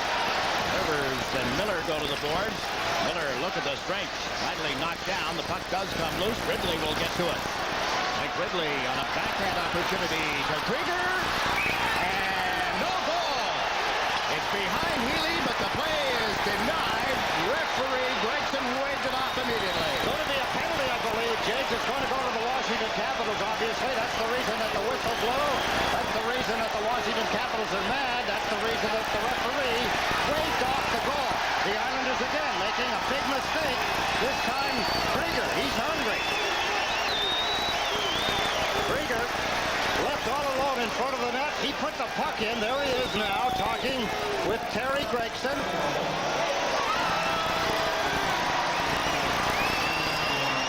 Watch Miller, number 10, in front of the net. There's the shot that got underneath Glenn Healy. But interference, I believe, is the call. Miller interfering with the goaltender. So Glenn Healy, remember when he was drawing the attention, Miller must have made contact with the goaltender, Glenn Healy, cutting through the crease. So the goal doesn't count. Miller gets a penalty for interference, and the Islanders, who had scored a goal, finally got a power play goal. The last time Washington took a penalty, Hatcher took an interference penalty. 9 seconds later, Molotov scored.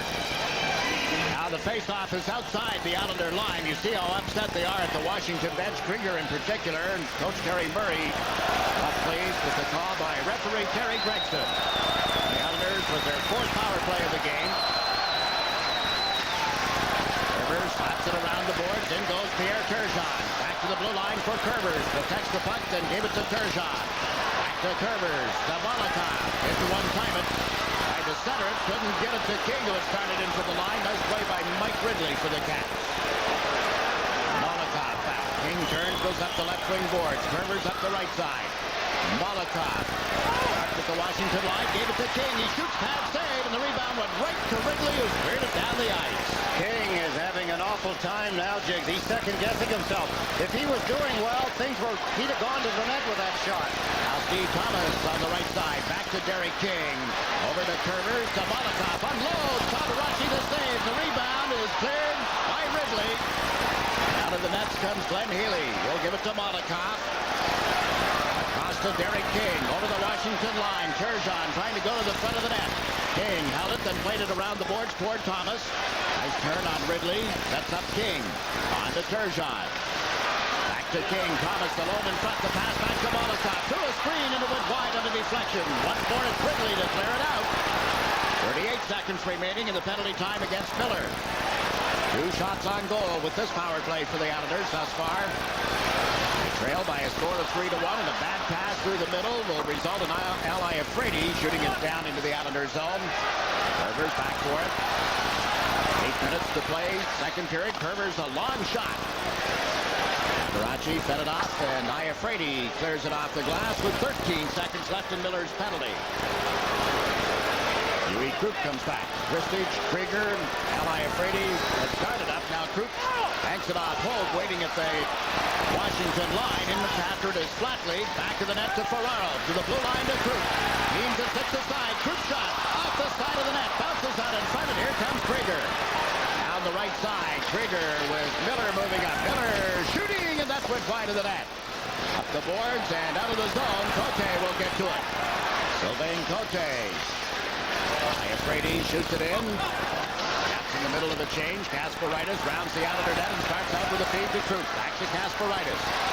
Over center, on into the Washington zone. Kasparaitis. Waits behind the net, pulls up on Johansson. Got to the puck, but shouldn't play it. Now the Caps move it off the board. Held in by Brad Delgado. Tabarachi has to go out of the net. Johansson with it here. Ferraro went in. Gone past to Bondra, who was waiting at center ice. Bondra flips it up high. Healy takes it, and Bondra was smacked on the board. Delgado and Bondra battling. The puck ends up behind the Islanders' net for Baskey. Turned sharply on Carpenter. Lost it to Bondra. Peter Bondra. Up by his teammate Carpenter as he actually ran into him, and the puck is loose in the far corner. Islanders trying to move out of the zone. Brad Delgado on to Travis Green, but it was behind him and right to Tabarachi. He's covered it. Green tried to spear it away, and now the Caps go to Green. And the feistiness continues here.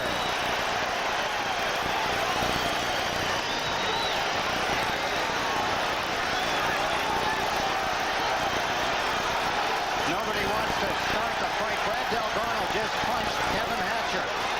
Hatcher is incensed. And they may be offsetting penalties even. The Caps lead 3-1. You're watching Stanley Cup playoff hockey. The Islanders and the Capitals on Sports Channel. Everything that you want in a sports paper. I get emotional when I read it. Actually, I don't get emotional. I'm just looking for the dirt. It's exciting reading.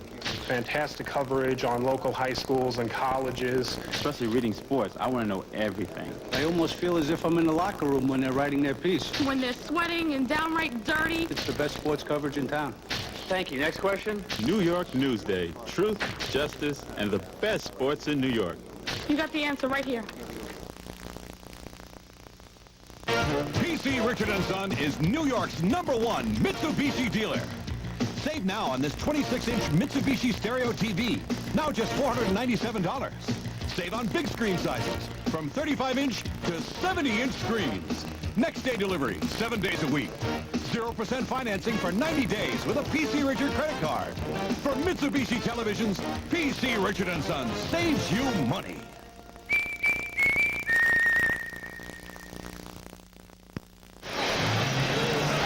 Green draws the penalty, a roughing penalty. The Islanders got lucky when Brad Delgarno punched Hatcher.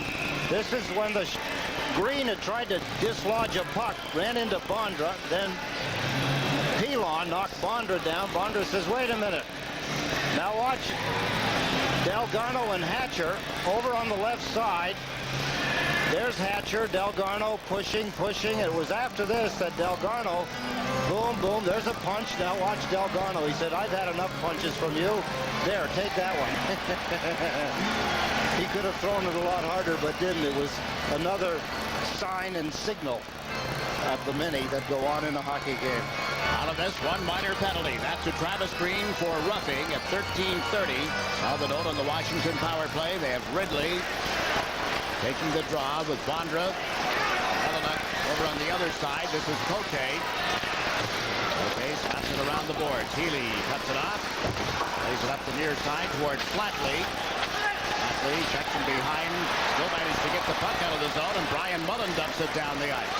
What a job again by Flatley, just to come up with the puck along the boards, but he owns that territory, corners and boards. Hellenic waits at the Islander line as the Caps come out. Cote to the right for Iafrate. You missed it. Flatley didn't miss him, however. Healy plays it to the corner. Flatley has to come back quickly. Does. Took it away from two Caps. Flatley around to Huey Krupp.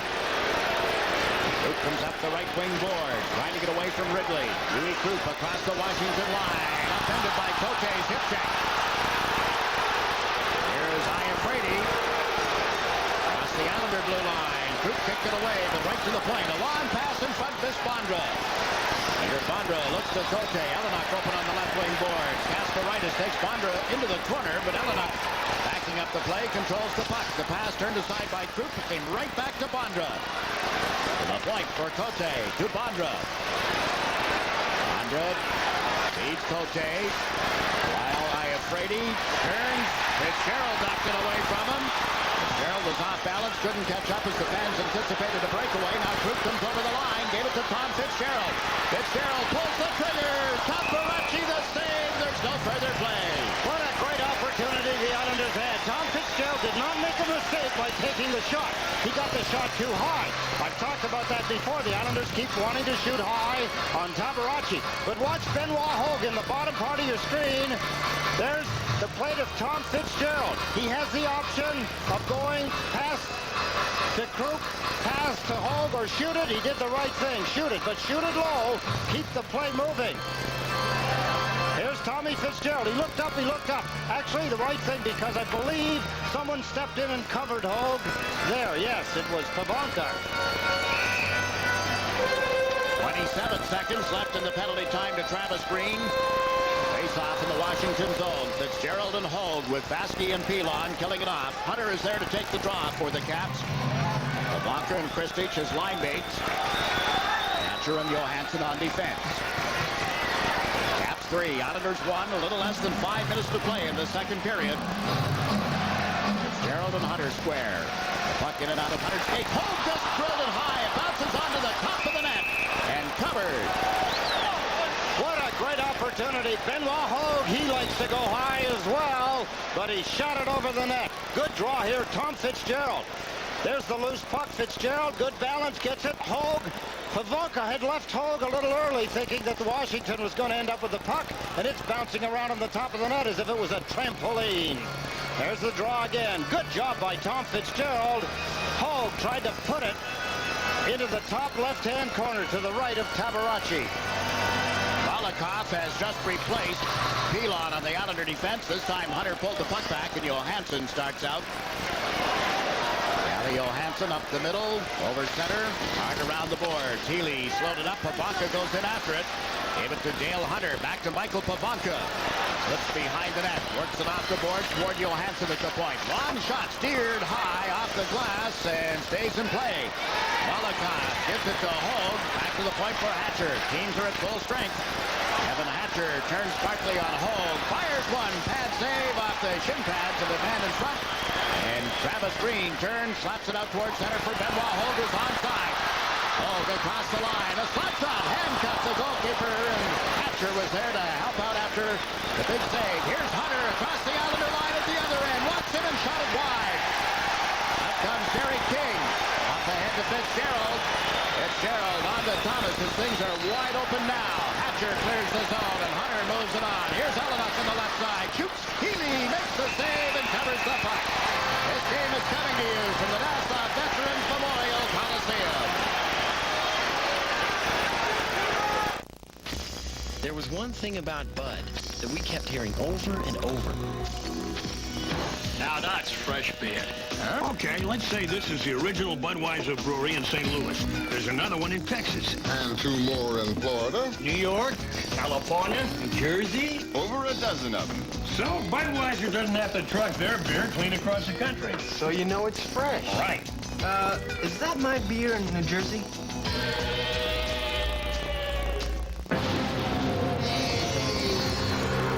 Raindrops are falling on my head, they keep falling. There's one thing I know. The unique channeling system of General's new Hydro 2000 tire gives you better traction on wet roads. 'Cause I'm free. So you can take a nice family trip, even on a rainy day. From our family to yours.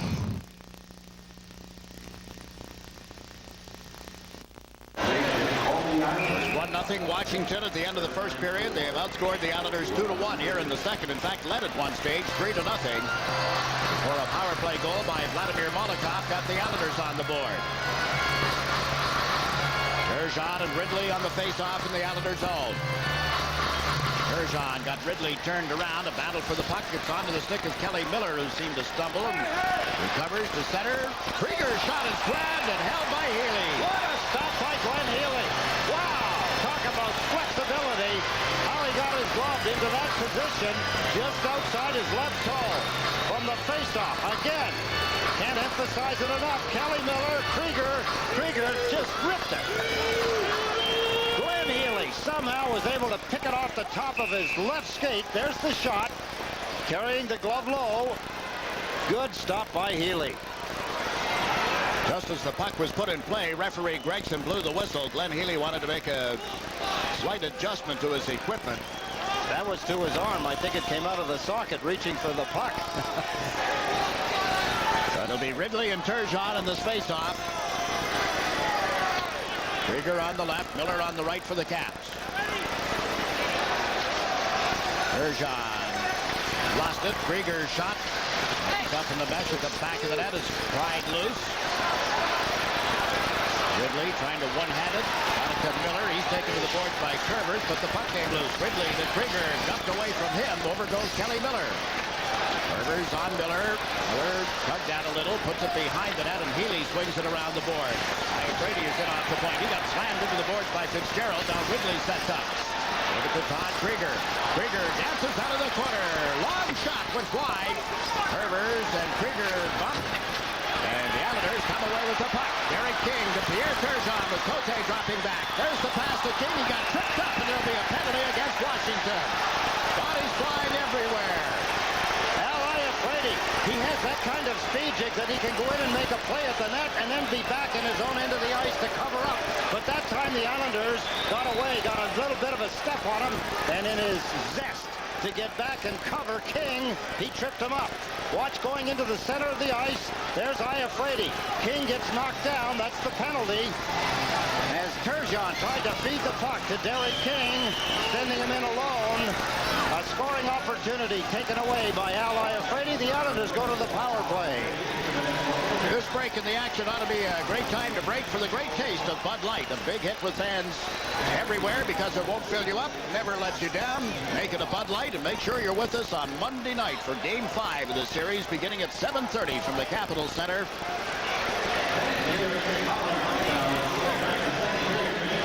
Check your local listings. As you see, it's scheduled for Sports Channel America on Monday night. Now the Caps are shorthanded for the 5th time in this game. Frady is in the penalty box. I believe the call's going to be for interference, Jiggs. I'm not sure, but Frady taken down. There's another draw. The Islanders win it this time, but in the favor of Washington. And Krupp will have to take it all the way back in the net to set up the power play. Pass to Benoit Hogue. Pivonka has to turn and go back. In comes Turgeon, but Pivonka moves it around. Thomas with it for the Islanders. Pass to Hogue, to Molotov, to Hogue here on the right wing board. Cross ice to Krupp. Lets it go to Tristan wide. Turgeon sets up Thomas. Can't get a stick on it. Sticks away at the puck and it ends up on the toe of Kristich's stick, and he's able to shoot it down the ice. Healy quickly feeds it to Molotov. Steps over center. Plays it around the boards. Through the goalkeeper. Right to Turgeon. Puts it in deeper for Thomas. Back to the blue line. Kerber's waiting for it to arrive. Has handled it. It stayed in the zone. That's Turgeon to Molotov. In front is King. Battled away. And it ends up in the far corner. Here Turgeon pulled it away from Wrigley. Turgeon. That's one. The goaltender, Rick Tabaracci. Catcher to Wrigley, and he's tipped it outside the zone. Islanders were trying to pull a reverse on him. They had Hogue standing at the corner of the net to the left of Tabaracci. Back into the zone again. Benoit Hogue gets checked, however. Molotov can't keep it in at the line, and Wrigley plays it into the Islanders' zone. Kerber's is back. Tom Kerber's in his first playoff action for the Islanders. Now King comes across the line.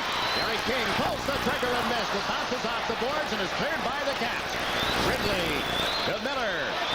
Over the blue line. Works on Kerber's. And Kerber's chases him off the puck. Vladimir Molotov gave it back to Kerber's. Now to Hogue with 18 seconds in the power play. King across the line on his off wing. Gary King lost the puck and it's cleared out of there by Todd Krieger. Power play has produced 2 shots on goal, and it's into the final stages as Ferraro tips the puck into the zone. Cavallini slaps it up off the boards. It hit King, went to Krieger, and he's dumped it down the ice. Frady is out of the penalty box, and there's the time remaining in period 2. Caps with a 2-goal lead here. The Islanders, Patrick Flatley comes down the board. Flatley plays it around behind the net. Tabaracci blocked it in, goes Ferraro, took it away from him, centers, but didn't have anybody open in front of the net. Overskates it. Now is able to clear it out towards center. Asperitis floated up. Okay with the puck here. Okay, cross ice to Hunter, who missed it. Dale Hunter nudges it out in front. Knocked down is Zelenak, and Brian Mullen with 19 seconds left sends Flatley to center ice. Flatley is over the line with Ferraro. Flatley pulls up on Cote. Got checked. Flatley with it again. Trying to make the play. The puck does come loose. It's recovered here by Hunter, who drops it. Cavallini. He'll just send it down into the Islanders' zone, and the second period comes to a close. Another well-played period, but the Islanders see themselves falling further behind. They trailed 1-0 at the end of the first. Now they trail by 2. It's 3-1. Ridley doing some of the damage on a power play. Molotov for the Islanders. Frady, another one, his second of the hockey game for the Washington Capitals. If you think back to Game 3, you can say the Islanders have got them right where they want it. A 2-goal deficit. And you know what happened in Game 3. Can it happen again? The Islanders and the Caps. We'll be back with our second intermission right after this.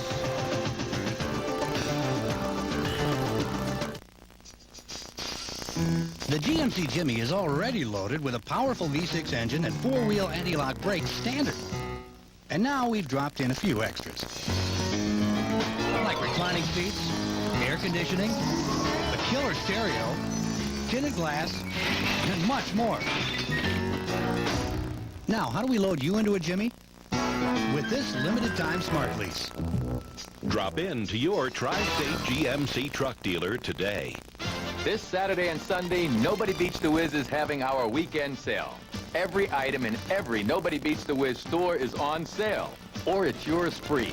every TV, VCR, and camcorder, every audio component, cellular phone and camera, every personal computer, fax machine, and video game, every compact disc, cassette, and movie, everything.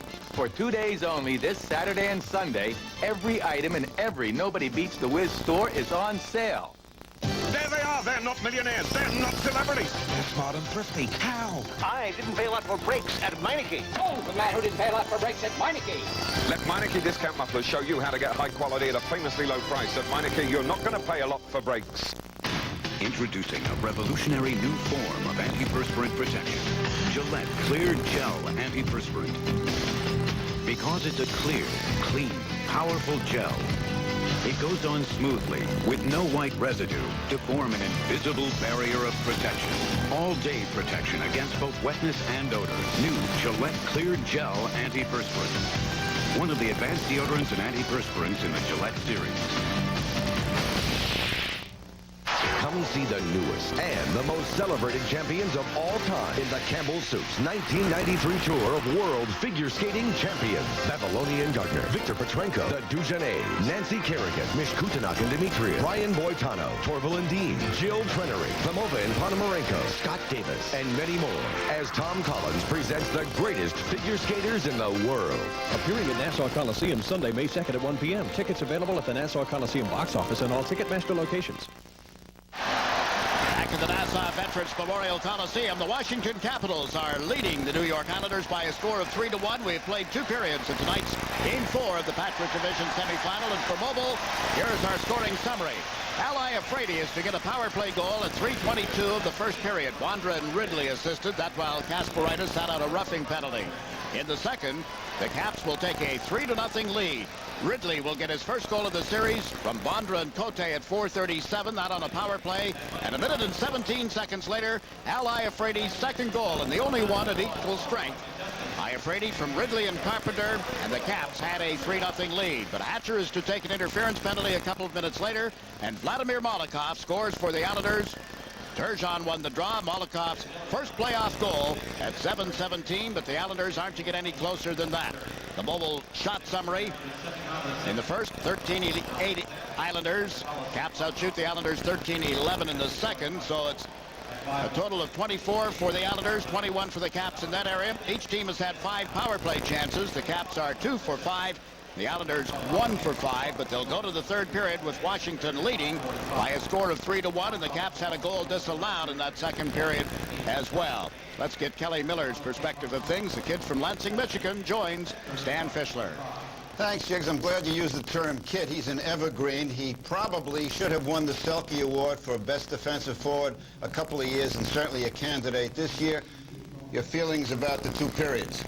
Well, I think we're playing a lot better. The first 3 games, I thought we played real cautious, played real defensive, and this game we came out and played a little more offensive. We figure if we're going to get beat, we might as well get beat playing our game, and we didn't play cautious all year long. We played very offensive, got our D into play, so we went back to that tonight. There was a situation where it looked like the Washington Capitals had scored. Instead, you wound up with a 2-minute penalty on that play. What was your interpretation of it? Well, I'd like to see that on the replay. I didn't think I touched him. I was just going to the net hard with Curvers. Him and I were just wrapped up together and just going to the net hard. And I didn't see what happened, but all of a sudden the puck was in the net, but then he was waving it off, and I was just as surprised as everybody else. I have to apologize for a moment for having video problems, but we'll continue with the interview with Kelly Miller. Now, Kelly, in the dressing room before the game, did the Capitals feel a lot of pressure? Obviously, you don't want to come back down 3-1. Was there pressure in the room? Oh, definitely. I think there's a lot of pressure. We knew that this is a game that we have to come out and win. And we just decided to give it our best shot, go back to what we do best, and hopefully it'll turn out for the best for us. One of the things you do best is killing penalties. What is the secret? Well, I know what the secret is. I mean, you got to be good, but you force the opposition. But in your eyes, what's your strategy?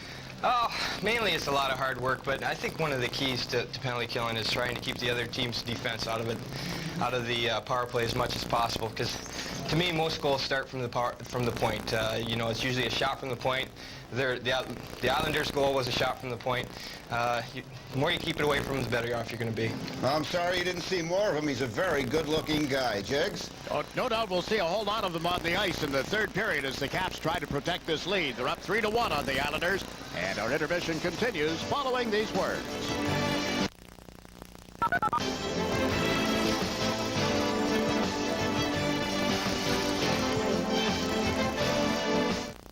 Everything that you want in a sports paper. I get emotional when I read it. Actually, I don't get emotional. I'm just looking for the dirt. It's exciting reading. Fantastic coverage on local high schools and colleges. Especially reading sports. I want to know everything. I almost feel as if I'm in the locker room when they're writing their piece. When they're sweating and downright dirty. It's the best sports coverage in town. Thank you. Next question. New York Newsday. Truth, justice, and the best sports in New York. You got the answer right here.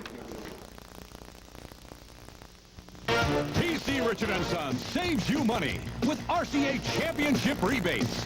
Get a $50 rebate direct from RCA on this 31-inch TV.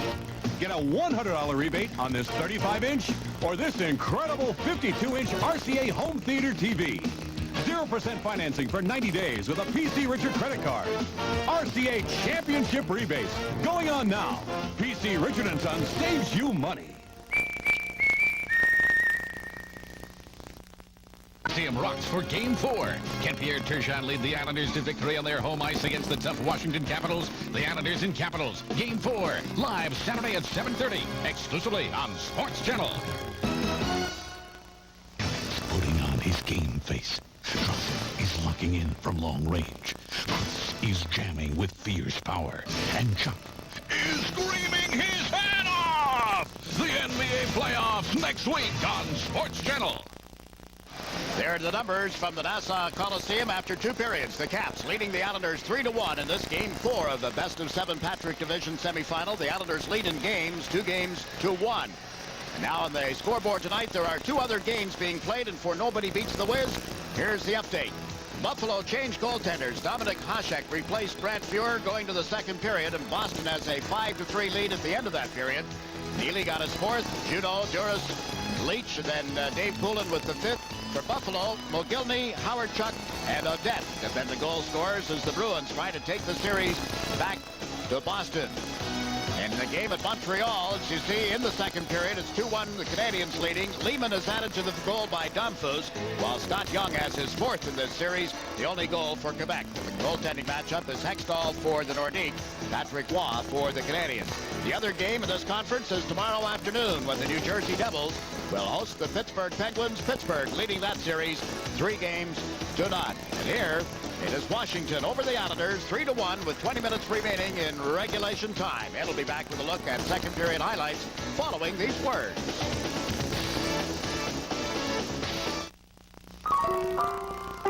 You're about to see an amazing detergent at work. Just look for the big red O. Drive in. Fill up with Mobil Super Unleaded Plus. And it starts working. Unclogging fuel injectors, cleaning intake valves as you drive. Giving your car performance that's trouble-free. So drive your engine clean with Mobil Super Unleaded Plus, the detergent gasoline. When I'm on the job, there's no mistaking which team I pull for. But when I'm on the town, I show my Mets colors with this, the Mets MasterCard from Chemical Bank. It gives me all of MasterCard's advantages, plus a great lineup of special Mets benefits. Jeff, about that pitching rotation. The Mets MasterCard. Hey, Jeff! If you have one, use it. If not, call 1-800-233-METS anytime. Saturday, tango. Great. Bye. Dance. Dance. We are Bianca. And Benny. Master the passion of the tango.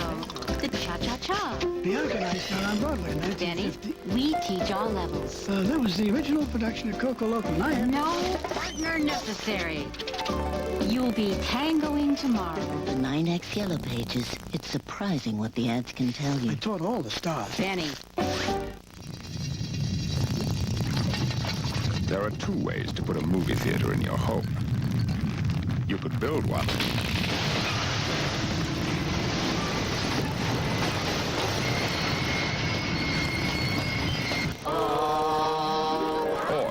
simply buy the giant 35-inch RCA home theater with SRS sound. It's the easiest way to get a movie theater in your home. Welcome back to the Nassau Veterans Memorial Coliseum. The Islanders and the Washington Capitals have finished 2 periods. The Islanders, well, they're down 3-1 right now, but they're not out. They would say in the dressing room, we've got them right where we want them. Anyway, the highlights of the second period we're about to show you, and they're also brought to you by Mobile, who brings us these highlights every hockey game, every period. Let's take a look at the first highlight. Al Iafrate. After Ridley had scored, Al Iafrate to make it 3-0. You see the arms in the air.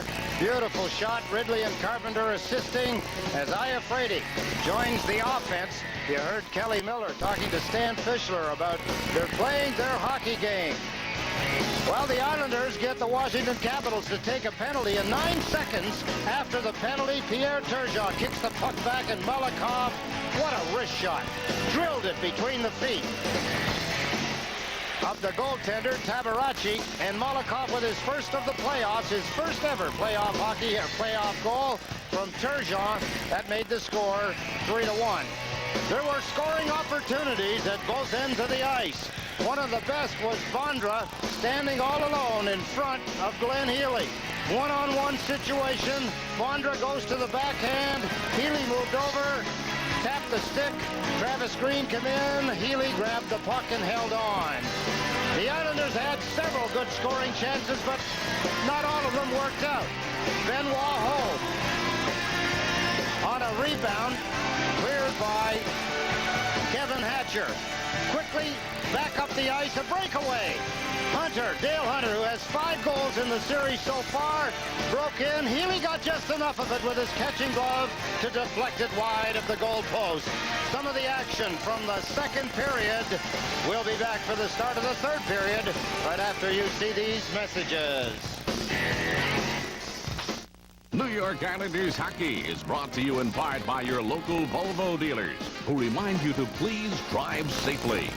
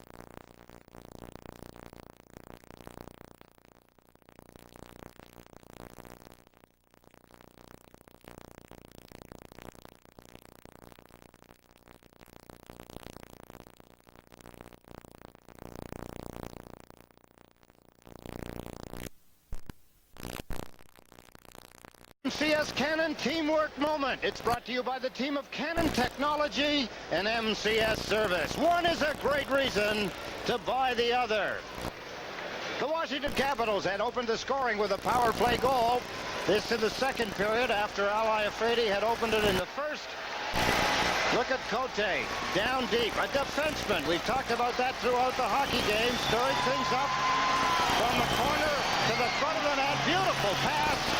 Cote to Bondra to Ridley, and the puck is in the net. A power play goal for Mike Ridley.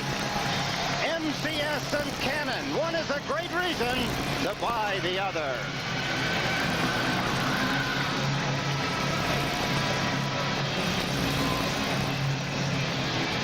Capacity crowd, 16,297 in the Nassau Coliseum tonight as you look at Rick Cavaracci and now Glenn Healy.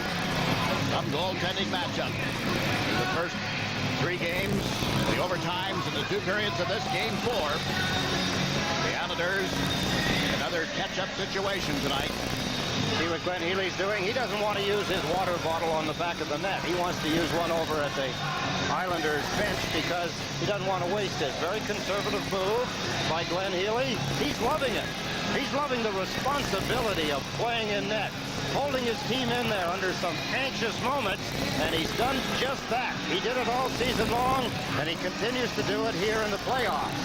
Folks will get an opportunity to know Glenn better when they meet him aboard the SS Meridian, sailing on the Islander Sports Channel fan cruise from the harbor in New York City on Sunday, August 1st. For information, reservations to be aboard that cruise for a week, Hartford Holiday, 1-800-828-4813. Ship leaves on Sunday, August 1st, back into New York on the 7th. 4 wonderful days on the island of Bermuda. Oh, nothing like it. It's a great trip over.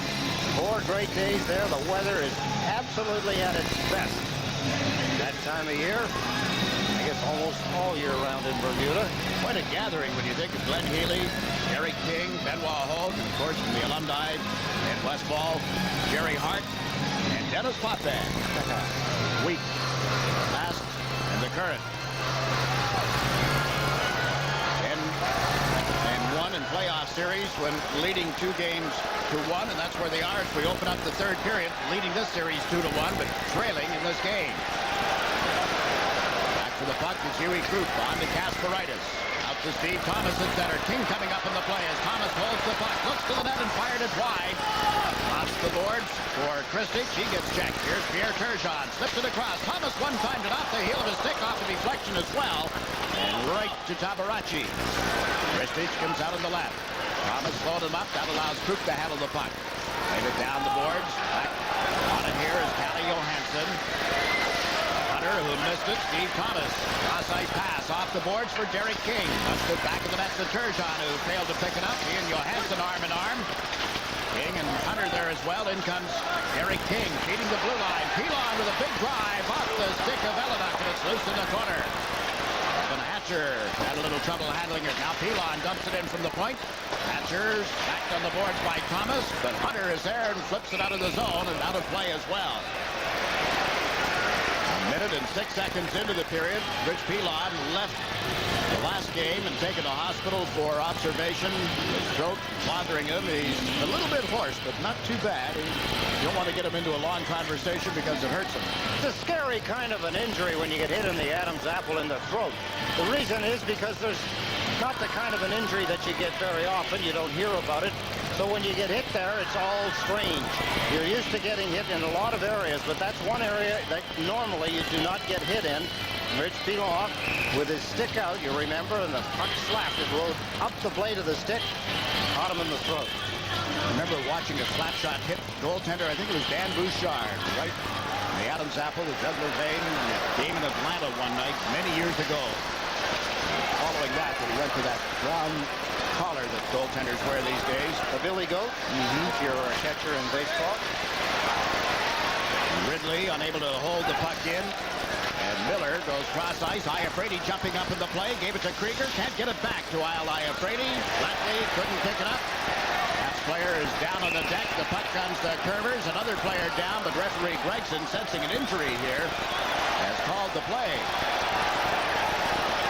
He fell funny to the ice. Todd Krieger. Finishing the check was none other than the player we were just talking about, Rich Pilon. Pilon took him out. Krieger fell. It might be his shoulder when he fell to the ice. Sometimes you put your arm out to break the fall, and it jams your elbow. There, back into the glass. Bang, down onto the ice. Or it could be the wind knocked out of him. See how flat he landed? When you land that flat on the ice, you get the wind knocked out. It could be his left shoulder, or bang, when you hit the ice that way, it can knock the wind out of you. We'll hope it's the wind being knocked out of him. That's usually the house of blue lights. And what I mean by that is that you see the stars dancing around in your eyes. Krieger under his own steam, and with a little bit of assistance now from trainer Stan Wong, is going back to the bench, and it appears you were on target. Winded. He has tremendous speed, Jake. The Islanders have done a pretty good job. See how bowed his legs are?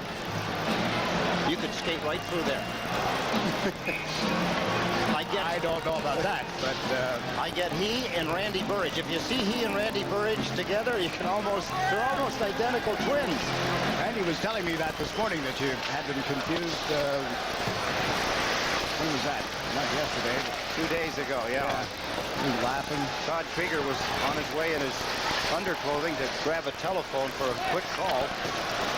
And I thought it was Randy Burridge when I first saw him. I said something to that effect. How embarrassing. 2 minutes into this third period. The Caps leading by a score of 3-1. Ridley tipped the puck into the Islanders' zone. Stick came up on him a little, and he turned to look for referee Gregson. No call, and here's Pilon with a pass behind Flatley. Down into the Washington zone. Ferraro touched it first. No whistle. Hogue moves into the corner. Down goes one of the linesmen. Hogue goes back toward the blue line. Gave the puck to Vaski. He's got to play it through the linesman. Flatley kicks it to the stick. Shoots off the skate in front of the net. Ferraro goes to the corner. Flatley picks up the puck. Flatley pushed to the deck. There's Vaski dumping it in, but right to Wrigley. And up come the Capitals. Into center ice. Jones with a shot from the blue line that hits Vaski's stick and goes on into the seats. Islanders trying to create something offensively. Some pretty imaginative puck handling by Benoit Hogue. Back at the Washington Capitals bench, Keith Jones. There goes Ridley. He may have been cut. Although Stan Wong is still on the bench, he may have an equipment problem, or he may need some medical attention that isn't that serious. That it's serious enough to go to the dressing room for, but doesn't warrant the trainer being there. Face-off will take place at the point of the deflection. Travis Green against Michael Pavanka, and the Caps win the draw. Pavanka putting it down the ice, and Cavallini has to go back. Here are the numbers concerning this Game 4 of the series between the Islanders and the Caps. Hatcher off the boards. Drew Vaski racing up for it. It's Bob Carpenter. Off little pass, intercepted. Vaski plays it away from Carpenter, and it's slapped off the boards by Mullen. Hatcher will drop back. Hatcher and Cavallini, the defense combination here. Paul Cavallini drew Carpenter off the right wing boards and went to Bondra. Pavanka to the front of the net. And he kicked one that Healy has grabbed and held. Nice setup for the Caps, and a big stop by Glenn Healy.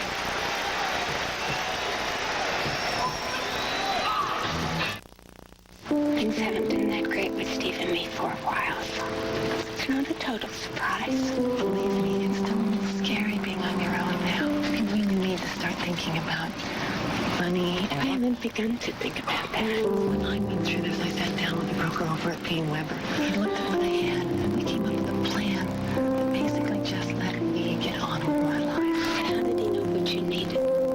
Fortunately for me, he asked. Dear Midas, as a woman, I often feel mechanics don't bother to talk to me. You wouldn't understand. But at Midas, when I explained that I did not have a lot of money, your inspection report was explained to me. This shows you the repair options you can choose from. Thanks for treating me as a person capable of understanding my car. Jane Robinson. Dear Midas customers, buy one guaranteed Shocker Stripe and get the second for 50% off. That's the Midas way, the way it should be. Some of the the action here in the third period. Vondra, Carpenter, look at the deflection by Pavonka. Beautiful stop by Glenn Healy with his left hand. And the Caps won the ensuing face-off. There's Iafrate with a blast that was blocked by Healy, and the Islanders start out. Turgeon, Thomas on the right side. Knocked away from him and will come to the Washington blue line. Here down the ice by Allen and Krupp went back. King with the puck here. That was Hunter on him. King off the boards to Krupp. Louis Krupp plays it to Steve Thomas, to Derek King. King trying to get around Kristich at the Washington line. Couldn't do it. And we watched Dale Hunter fail to clear it out. Well, apparently it did come outside the line. Up in the air, that imaginary line, as Ed so often refers to it. The line knocked back in offside. The plane. It comes up from goal lines to crossbars. It comes up from blue lines and red lines, depending. The Islanders' offensive thrust stopped with the offside. Almost thought it was going to be a high stick for a minute. That's one of the disadvantages of being where we are, because the puck and sticks can be higher than they really are, and it's hard to tell from our vantage point looking down. A disadvantage point under those circumstances. Yeah, but still a great view of the game overall. Iafrate to the left side. Kristich dumps it in. Rivers steps in front of Hunter. Lost the puck to Kristich, who comes in off the boards. To Hunter, and it slipped away from him. Pilon went to Hunter. Meantime, Elliott puts the puck in the corner, and here's Dale Hunter coming out in front. His shot didn't get through. Elliott and Pervers bumping. It's centered again to Hunter. Hunter slips it to Hatcher, and his shot stayed outside the net. Now Dmitry Kristich. The Islanders having difficulty in their own zone. They get control of it, and Pilon plays it around the boards out to Hogue at center ice. And while Hogue cross ice behind Flatley, Ferraro went after it, didn't take control, and Hunter does. Dale Hunter with Kristich. Hunter's shot rides off Molotov, sticking up into the seats. New York Islanders hockey is being brought to you by Mobil. Mobil One synthetic motor oil. Isn't your car worth the extra protection? An update from the Forum. Quebec has come back to tie that game. They played 2 periods. 2-2 tie. Quebec leading the series 2-1. Here the Caps trying to get even in games with the Islanders. You're talking about sticks, glancing, pucks. Dale Hunter, his hockey stick looks as though someone at the age of about 10, 11, or 12 would use it. He has a very short hockey stick. Half the length of Vladimir Molikov's. Molotov with the longest stick of any of the Islanders. It's a full 60 inches. Exactly. 5 feet. Ridley has just come back to the Washington bench, by the way, on this play stoppage. Skip the draw. Cavallini has shot it wide. Healy to play it around the boards. Baskey had gotten knocked down, and he is slow to get back on his skates at the side of the Islanders' net, limping noticeably here as Pavonka centers, and Turgeon gets control of it. Vondra was taken into the goalpost. Back into the play as we watch Turgeon handling the puck, and rolled on him a little. Pierre Turgeon didn't get it to Thomas. Molotov covers the right point. Into Steve Thomas. King out in front. Thomas couldn't get it to him. Now it comes back. Kasparaitis up the slot. Holds it, shoots. That one high, and a deflection. King trying to put it out. Turgeon does, but it's tipped. And Peter Vondra clears it out for Washington. Kasparaitis bumped him after he made the play. Caps changing up here as we watch Vladimir Molotov handle the puck. Molotov, a long shot. Glove save. Tabaracci leaned one way and came back with the other. Another shot. And that lodges in the side of the mesh. Outside the goalpost. Fans at that end began to celebrate, but it was not across the goal line, obviously. Beautiful shot from the right point position. A one-timer from just inside the blue line. Tabaracci turning handstands, trying to keep the puck out of the net. Molikov, you could hear the pop in his catching glove all the way from here.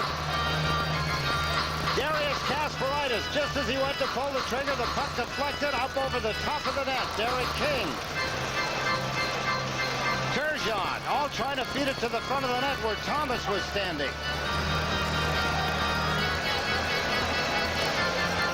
Islanders are out shooting the Caps in this period by a margin of 5-2. We've played 5.5 minutes of the third period. Still the Capitals 3 and the Islanders 1. Well, we look at Dale Hunter over at the Washington bench a moment ago. He's back out on the ice now. The Caps will tell you that he is their candidate as the Robin Williams look-alike. Glenn Healy looks a little like it. How about Dale Hunter?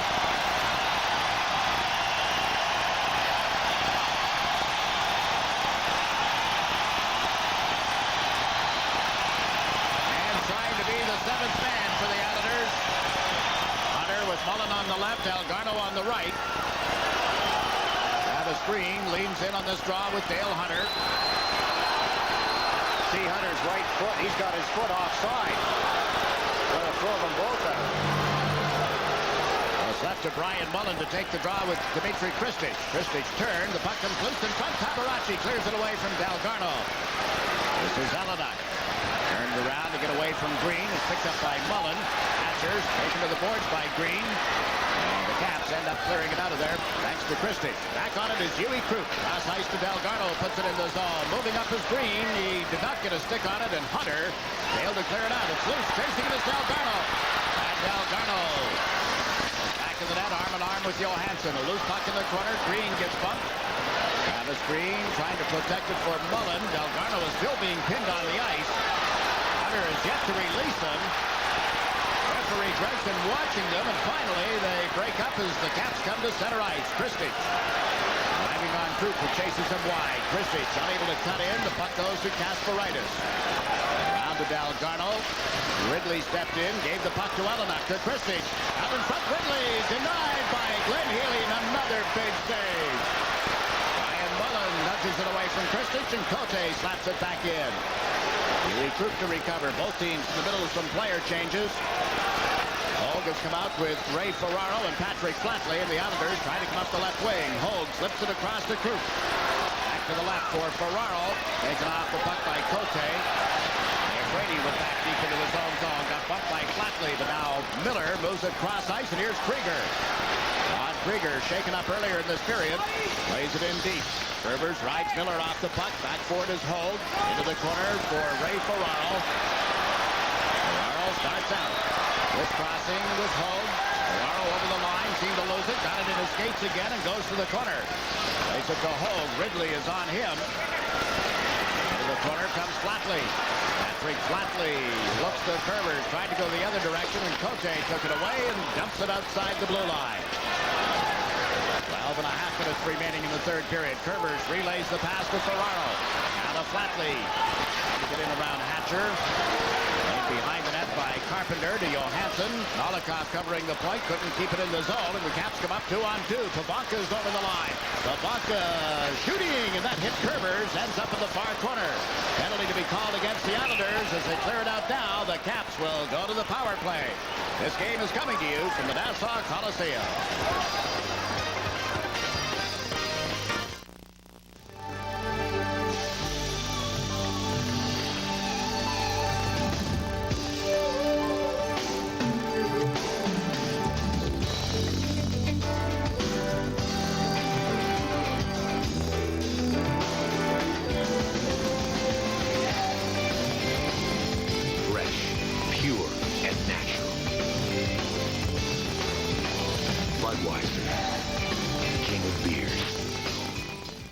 I think that Al Arbor is an incredible motivator, and I think that he gets more out of his players than any of the other coaches in the NHL. Al has done better than any coach that I've had is directing. He can direct a team. Probably the biggest thing that Al Arbor teaches during the course of the year is that no matter what's happened, if the roof falls in, let's not change the game plan, boys. They realize that the fairness that he shows them, they respect that. Draws the penalty. It's a holding penalty. The Washington Capitals forcing the Islanders back into their end of the ice. There's Ferraro. Interfering, holding. Yes, Bob Carpenter that Ferraro was getting a grip on. So he gets a penalty for holding. The Islanders are in a tough situation. Time isn't so much the factor, but they are down a man. Washington have 2 power play goals in this hockey game. Kasparaitis took a penalty at the beginning of the game. I afraid he scored. Then in the second period, Huey Krug took a penalty, and Mike Ridley got the power play goal. Barber has Claude Loisel and Tom Fitzgerald out as his penalty-killing forwards with Pilon and Vasky on defense. It's Ridley with Bondra and Elenuck on the power play for the Caps. Cote on the left point, Iafrate on the right. Ridley won the draw. Cote to Iafrate, one-timer blocked. And as Vasky played it away from Bondra, Pilon behind the Islanders net around the boards toward Fitzgerald. He was bumped by Cote, who handles it now. Cote pulling to the right, went back the other direction. Elenuck to the corner. Ridley trying to set something up. Here's Elenuck, get off the boards. Chased back by Pilon. Cote right back to Elenuck. Elenuck into a little better shooting position. Fed it off. Iafrate's one-timer missed by a lot. Here's Pilon shooting it over Iafrate's head. Cote recovers the center ice. Cote up the right side to Bondra. Almost collided with Ridley. Bondra takes the turn, steps over center, gave it to Ridley. Vasky is on him. The puck went to the corner. Bondra plays it to the line. This is Johansson to Hatcher, now to Ridley. In deeper at the side of the net. Oh, what a stop up. Bondra. Vasky brings it out for the Islanders. Less than a minute to go in the penalty time to Ray Ferraro. Barachi left it behind the net, and Johansson will start the rush. Johansson through center. Long shot is off Krupp.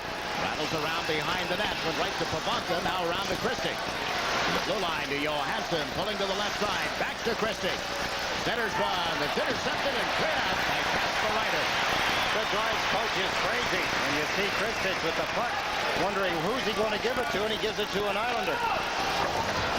Hatcher has shot it in. Pilon tips it up ahead. Out comes Hogue. Has Fitzgerald with him. Kasparaitis jumps up on the play. Hogue to Fitzgerald. He shoots off Johansson and out of play. 16 seconds left in the penalty to Ferraro.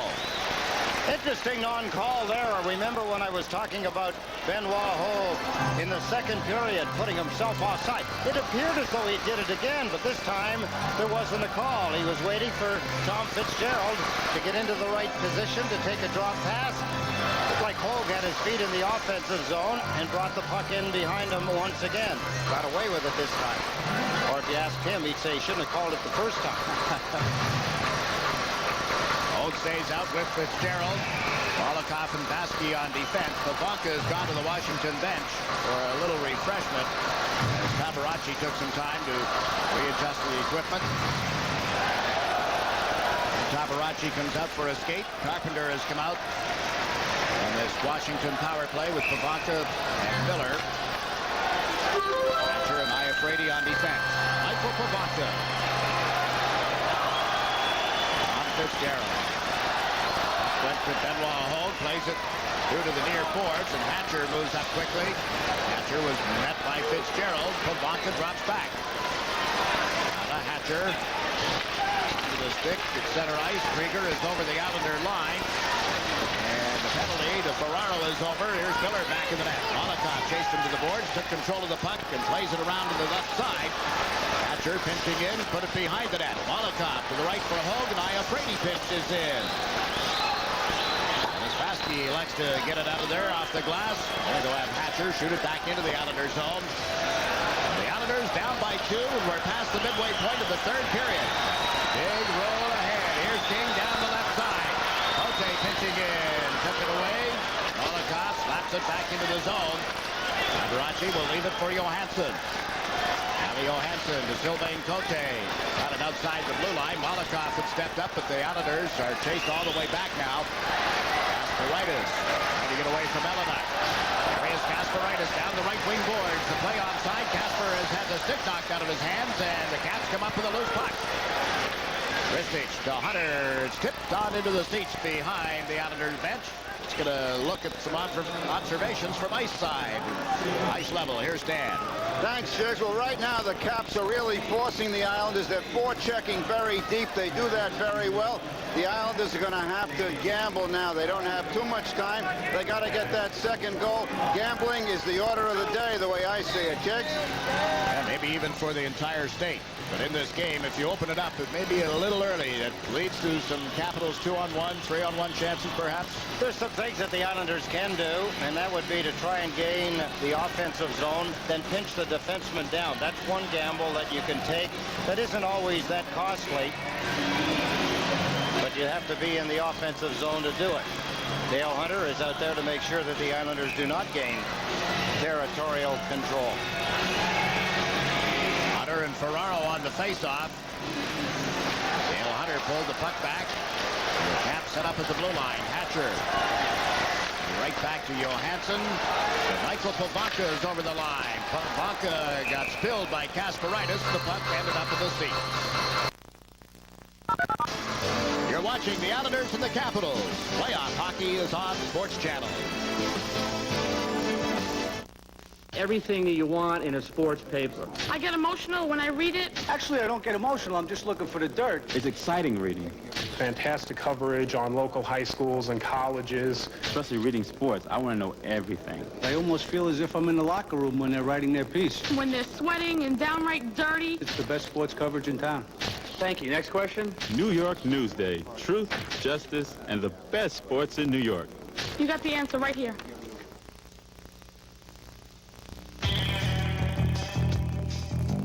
Introducing ProScan.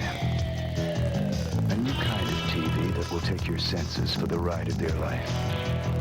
To put it simply, ProScan has sound so real, you can feel it. And a picture so incredible, you can taste it.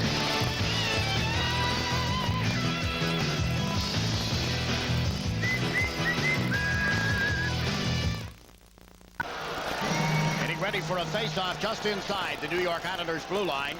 Pierre Turgeon with Barry King and Steve Thomas. Pivonka pulled the draw back, and Hatcher plays it deeper into the Islanders zone. Here comes Huey Krug. Trying to get away from Pivonka. Does. Passing up to center ice. Checks from behind by Pivonka. Krug recovered. Turns away from Vondra. Gave the puck to King, who has shot it in off the back of Kevin Hatcher. And Hatcher just turned and wheeled it out of there. Huey Krug now at center ice. Puts it into the Washington zone. Hatcher goes back. King coming in. Hatcher using the boards. Kasparaitis kept it in the Washington zone. Hatcher bumped by Turgeon and plays it behind the net. Thomas chases it to the far corner. Puts it back in the net once more. Over comes Kevin Hatcher. To the line. Kasparaitis shot it back in offside. Our best wishes to Chuck Daly and the New Jersey Nets. Next week on Sports Channel, Chuck and the Nets go to the NBA playoffs. Opening round will kick off here on Sports Channel. Nets action next week, live and exclusive on Sports Channel Eastern Conference quarterfinals. Nice to see the Nets in the playoffs. I can only hope that they would have gone a little healthier, but hey, that's the nature of pro sports, the survival of the fittest over the regular season and certainly playoff time. Before it gets too late, Caitlin Francis, an 8-year-old Islander fan, birthday today. So before the birthday's over, want to wish her a happy birthday. Second that. Phelan slaps the puck in around the boards. Cote back on it here. Into the corner boards by Delgado, but Ridley comes up with a loose puck. Exactly 8 minutes to play in the third period. Cote from center ice drives it in off the end boards. Healy left it for Rich Phelan. Now to Brian Mullen. Turning on Miller. Down the end boards. Rivers goes cross ice. The pass was tipped, but Mullen has it and lost it. The Islanders have to give chase. Stepping up quickly is Todd Krieger. Miller to the front of the net. Krieger looks for somebody else to come in late. Herbers tied him up long enough. And Phelan going back to the net. Left the puck for Ferraro. Hey, Ferraro with 3 caps back. Ferraro across the line. Didn't have the puck. Ridley. Miller. Baskey knocks it away from him. It went right to Ridley, and the Islanders have to go back in and reset the play. Both teams in the middle of changes. Here's Vladimir Malakov. Left side to Claude Loisel. Green to the front of the net. There's the pass. He scores! Travis Green!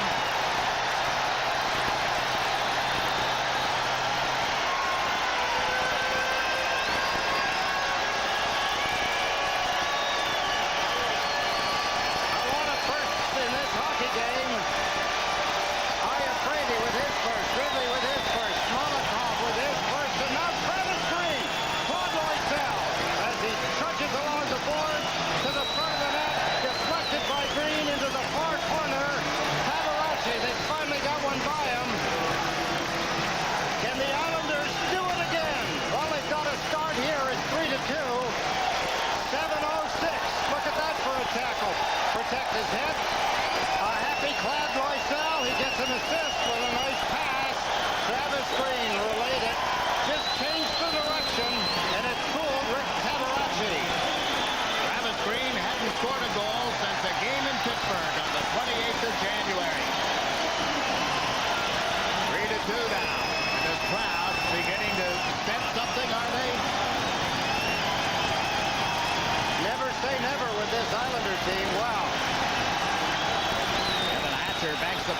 the boards after Washington had won the faceoff. Travis Green plays it down the ice.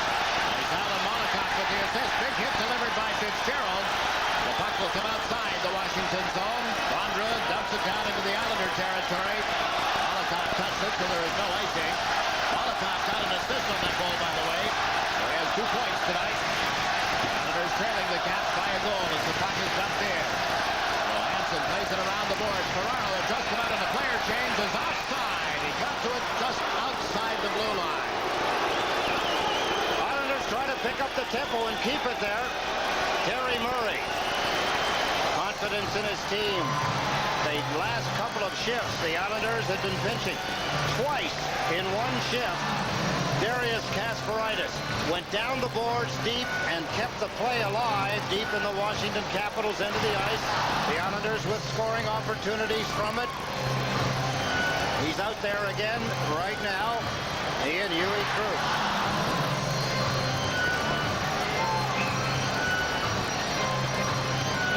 Assigned to the face-off duties against Ray Ferraro. Ferraro won the draw. Krug slams it around the board. Old races to the left wing side. Got checked. And Element trying to play it through Kasparaitis. Kasparaitis jabbed it toward Hogue. 2 men on him. It comes loose for Flatley. Patrick Flatley laid it across the front of the net. Nobody there for the Islanders. And Dmitry Kristich drops it back. Here's Iafrate. And he falls at the blue line. The puck loose in the Islanders' zone. Krug back on it. Louis Krug down to the right side. The crowd still reacting to Brady's stumble. Tomorrow is into the Washington zone. To Flatley right in front. Oh, big stop and a big rebound as well, but it's gobbled up by Hunter. Off the near boards, right to Hogue. Centers for Flatley. Checked by Kristich. In comes Huey Krug. Krug to the side of the net. Oh, it's on the doorstep. They score! The game is tied!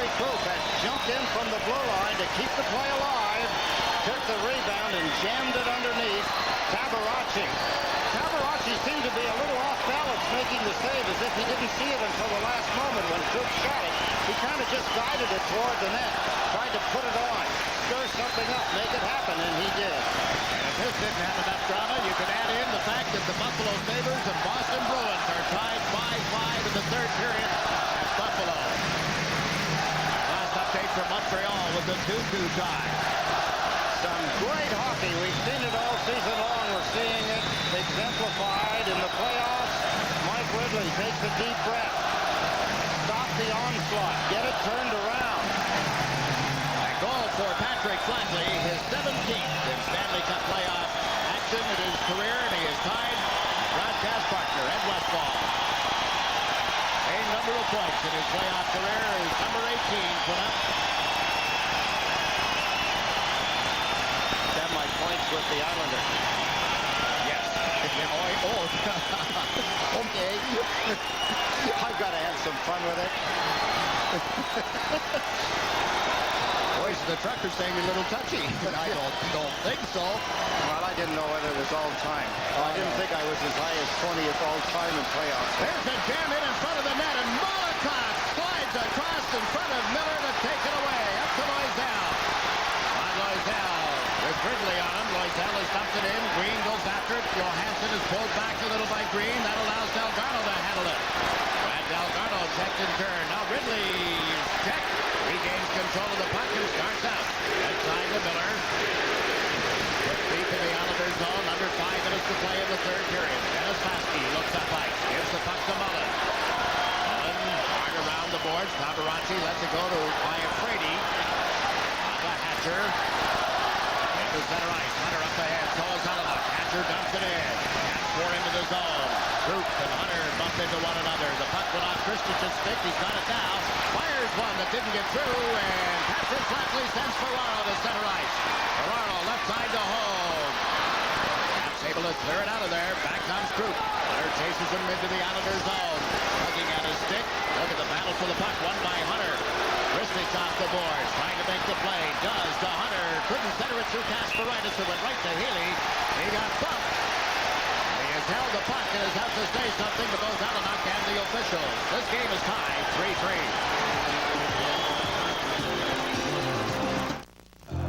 3-3. The U.S. Postal Service will pick up 1 or 100 or 1,000 priority mail and express mail packages for just $4.50. That's per pickup, not per package.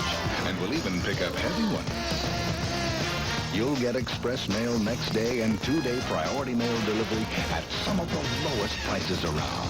So call for a pickup. It's like getting a moving van for $4.50. We deliver for you.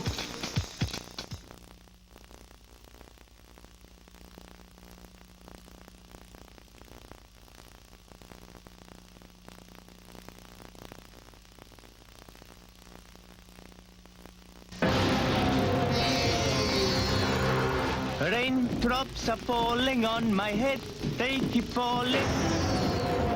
There's one thing I know. The unique channeling system of General's new Hydro 2000 tire gives you better traction on wet roads. 'Cause I'm free. So you can take a nice family trip, even on a rainy day. From our family to yours.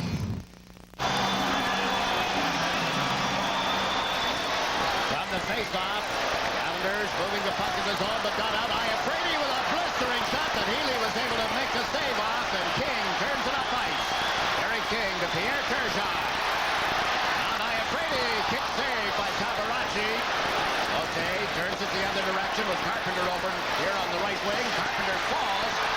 Iafrate is there and lifts it high in the air, down into the Islanders zone. Caps go in and pick it up. Peter Bondra away from Kerber's up the slot, shoots and misses. Wide open set of the night. And Richard Pilon lifts it out of the zone for the Islanders. The whole left side of the net was wide open. Now the Caps start the rush again. Okay. Pass not Pilon to Kermers. He's played it through Turgeon. Icing his play gone. Tabaracci sets it up back to the net. Johansson plays it off the boards towards center. Here's Kelly Miller with it. Miller to Ridley. Vaske stepped in front of him, and Green moved the puck to Molotov. Quickly to Mullen on left wing. Brian Mullen with a drive. Turned aside. Hatcher has the rebound. Down the boards toward Todd Krieger. He gets it into center ice. Vaske will drop back. Dennis Vaske trying to get away from Ridley. Does. Vaske is over the Washington line. Put a move on Hatcher, and the puck ends up in the corner. Johansson. A big hit. Ridley to Hatcher into the center ice zone. The Caps over the Islander line. That's Krieger trying to dance in around Vasquez. Checked it nicely. Have a screen with the puck. His shot off Miller. Went straight up in the air. Stays in the arena, and it's played around the boards by the Islanders. Look at the job Krieger is doing on Delgado. Loose puck in front is slapped at by Miller. Mullen has been shaken up here, and they called down by referee Gregson. He's over to attend to take a look at Brian Mullen, who I believe was clipped with a stick. First thing Brian Mullen says to the referee, did you see it? Did you get it? We're going to get a man advantage, right? It's got to be a penalty. Take a look. Mullen there reaches out. Whoa. Was that a stick or was it a punch? The puck was being played. Looked like the Washington Capital player was swinging at the puck and may have wrapped one with the left hand. Mullen seems to be all right. Clock shows 2 minutes and 13 seconds left in the third period. Face-off coming in the Islanders zone. The circle to the left of Glenn Healy. Brian Mullen yelling at linesman Bob Hodges. Mullen back at the bench, as you see, and Hodges skates a little further away. Just a quick update from Montreal. The Canadiens have taken a lead early in the third period. As reported, Buffalo and Boston are even now 5-5 in the third period of that game. This one is 3-3. Hunter battled on the draw with Fitzgerald, put it out in front, and Helenuck's shot went wide. Asperitas, group on defense. Flatley, Ferraro, and Fitzgerald. Ferraro into center ice. Dumps the puck in. Flatley will chase it. Out goes Tabaracci. Frady laid it off the boards. Ferraro tried to move it in deeper. Got away from a check. Ferraro to Flatley. Flatley. Frady pushing him to the board. Once more, Patrick Flatley, who is cut for the goal to tie this game, continues to battle for the puck. Big scuffle in front as Cote and Holt are all over one another. Luke has pinched in from the blue line. Stick up into his face a little bit. Ferraro frees the puck for Flatley.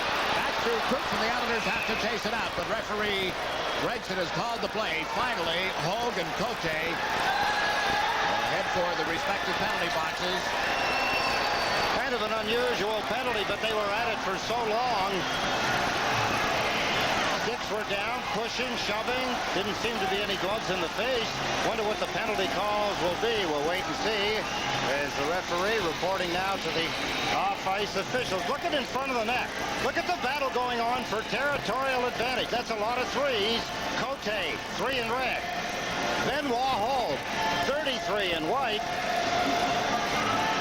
Over on the boards, Flatley trying to fight to get possession of the puck.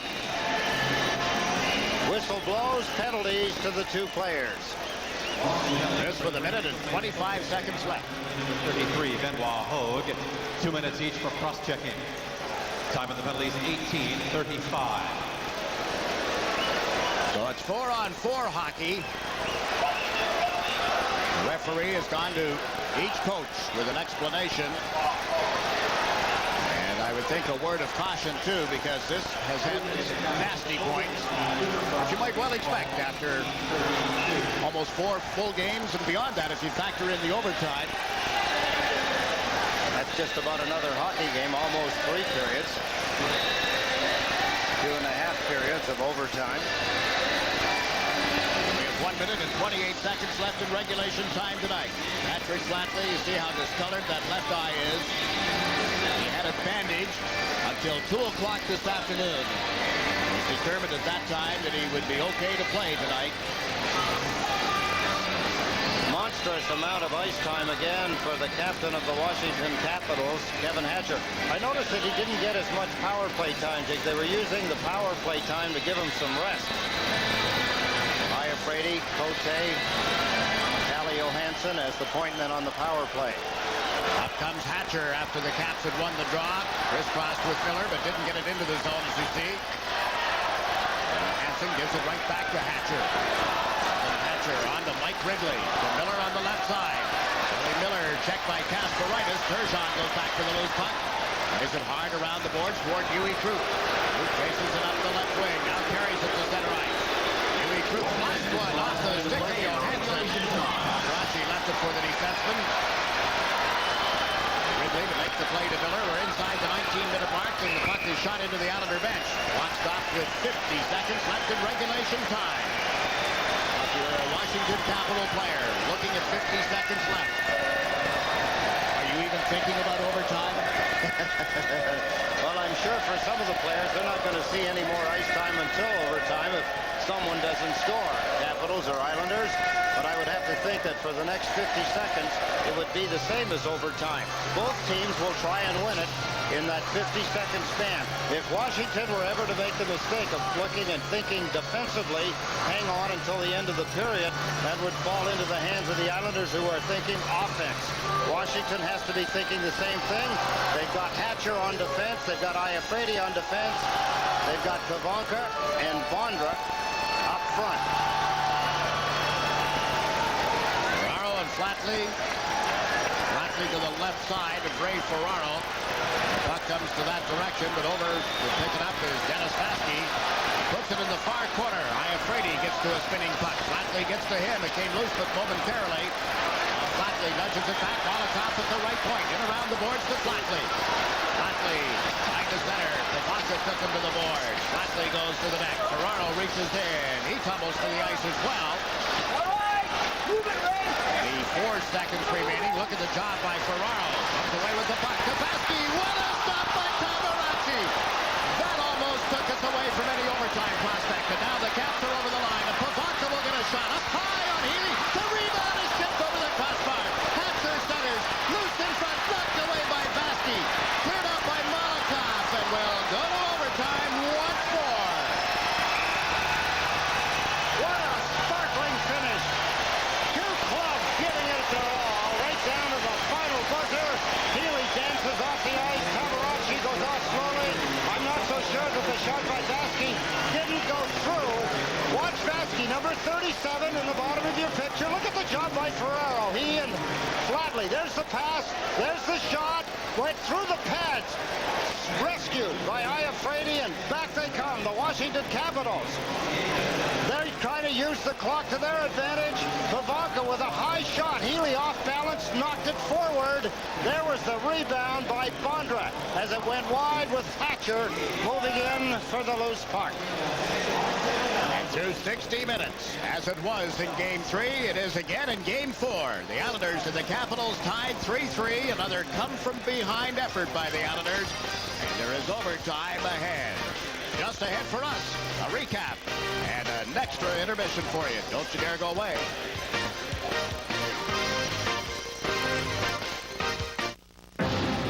In a hockey game such as this, there's so many little things that may go unnoticed. One of the little things that we noticed, Peter Bondra with a great scoring chance late in the third period with the score tied, missed the net. Watch Pilon guarding Pavanka. He stood his ground, and as Bondra tried to come around, he had an easy wrap-in attempt. Fine defensive move by Richard Pilon. Only the second game that Pilon has been in for the entire game. He was tossed out with a major penalty, high sticking in Game 2, and then injured in Game 3. The best playoff overtime record, the Islanders with a .794 winning percentage. 2 overtime wins in this series over the Caps. Edmonton and St. Louis each with 17 overtime wins. Blues have lost 11 to Edmonton 10 as you see. Pittsburgh 8-5 and Quebec 10-7. In overtime in Stanley Cup playoffs. Most overtime games in one series. Well, this is it. 1991 when Los Angeles and Edmonton met 3 times in games 4, I guess. Actually, 1, 2, 3, and 6 all went to overtime. Third playoff series to go 3. The Islanders lost the third overtime game in both of the previous series, and both of them here at the Nassau Coliseum in 1978 with the Toronto Maple Leafs, and in 1980 with the Boston Bruins. Randy McDonald in 78, Terry O'Reilly in 80. Overtime is our time. Well, can they do it one more time? Why not? Al Harbour thinking.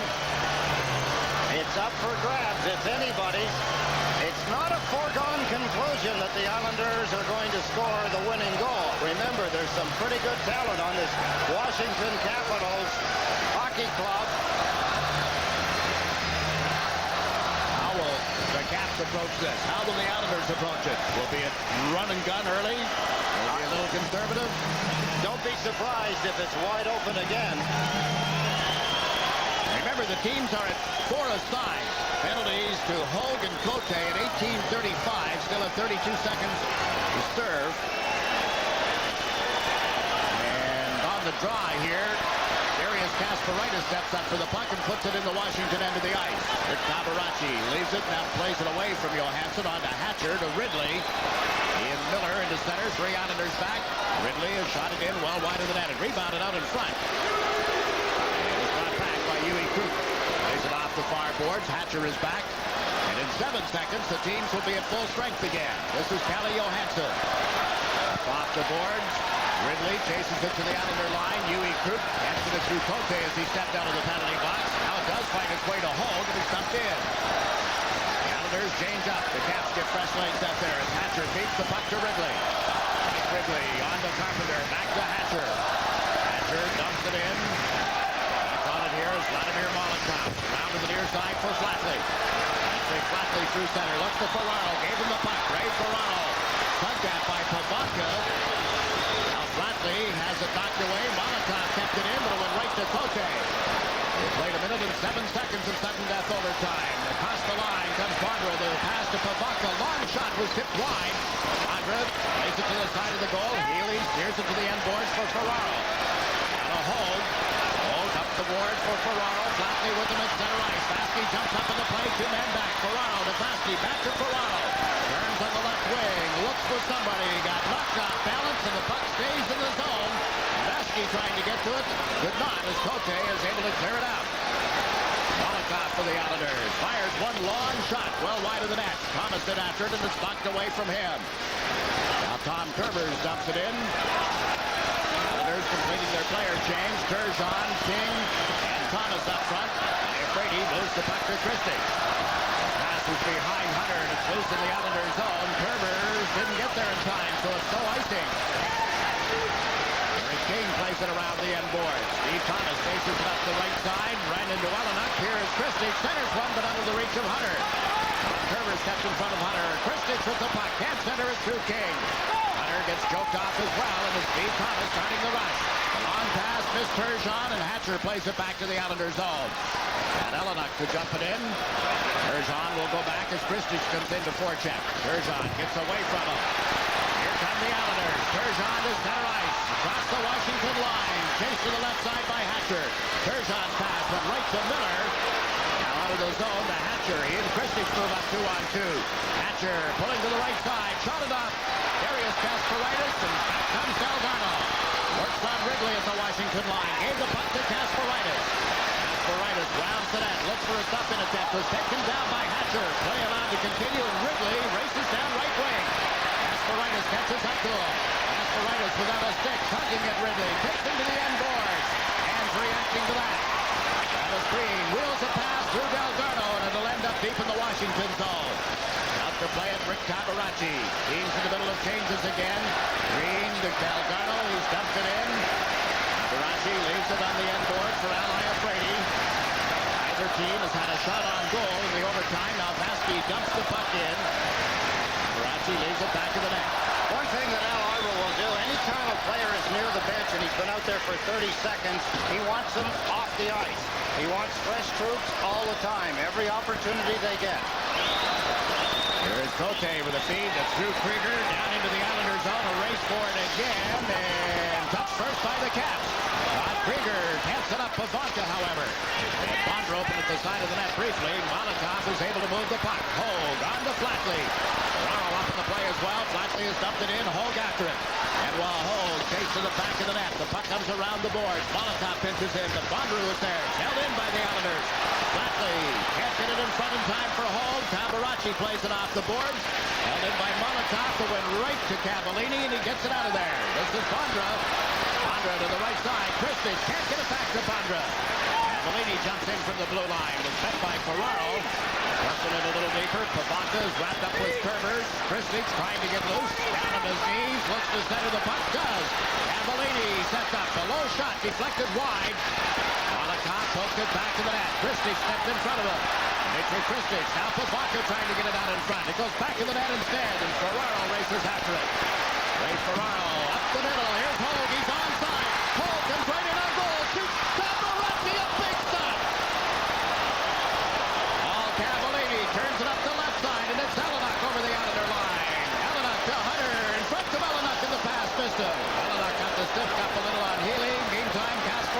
gets it into the center ice area. Not his man to the deck. Kasparaitis puts it in front. Tabaracci up to play it away from Thomas, and Elenak will bring it back again. Elenak over the line. Jumping up in the play is Cote. Elenak trying to get it to him. Cannot. Nice play by Cruz. Back to the goal. Cote to Hunter. A wraparound off his stick. Healy has made the stop. What a nice defensive move. Healy comes up without a helmet. And it's still 3-3. Scoring chances at both ends of the ice. I was waiting to see who was going to get the first real good chance and see if these teams would open up, and that's exactly what they did. Ho got a breakaway. Stopped by Tabaracci. What a beautiful pass coming out of the deep Islander end. Ray Ferraro to Benoit Hogue, and he goes to the forehand. There. Let the shot go. Tried to beat Tabaracci through the 5-hole between his knees. Didn't work. Down at the other end. Watch what Hunter does. Instead of jamming it, he held it, went outside, went wide. Then when he went to fire it, he was off balance. Much like Derek King. King fell down, Hunter fell down, and here's the jam session. Elenak trying to push it across the goal line. What a nice move by Hunter. He avoided Derek King's check. Just at the time King thought he was going to pull the trigger, he went outside him. Healy having trouble getting a hold of the puck. And with it loose, the whistle blew. Break for the Islanders. Look at Dale Hunter back at the Washington bench. And by the way, the game in Montreal is over. And the Canadiens have won by a score of 3-2, so that series is tied 2 games each. We have played 5 minutes and 27 seconds of sudden death overtime here. 7 overtime games in series involving the Islanders and the Washington Capitals. Most of any playoff opponent that the Islanders have ever run into. It's at 5-2 in favor of the Islanders in overtime. 4-2, I believe. Yeah, exactly. I'm not going to give him this one. I just this is the 7th. Okay, got it into Ridley. Off the near boards, back to the blue line. Low shot, turned aside by Healy, goes up into the seat.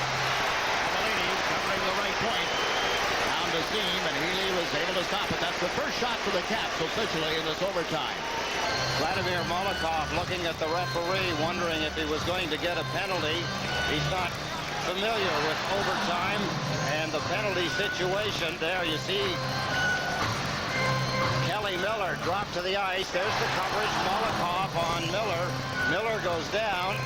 Healy kicks the puck, and Molotov kept looking at the referee, wondering if he was going to get a penalty.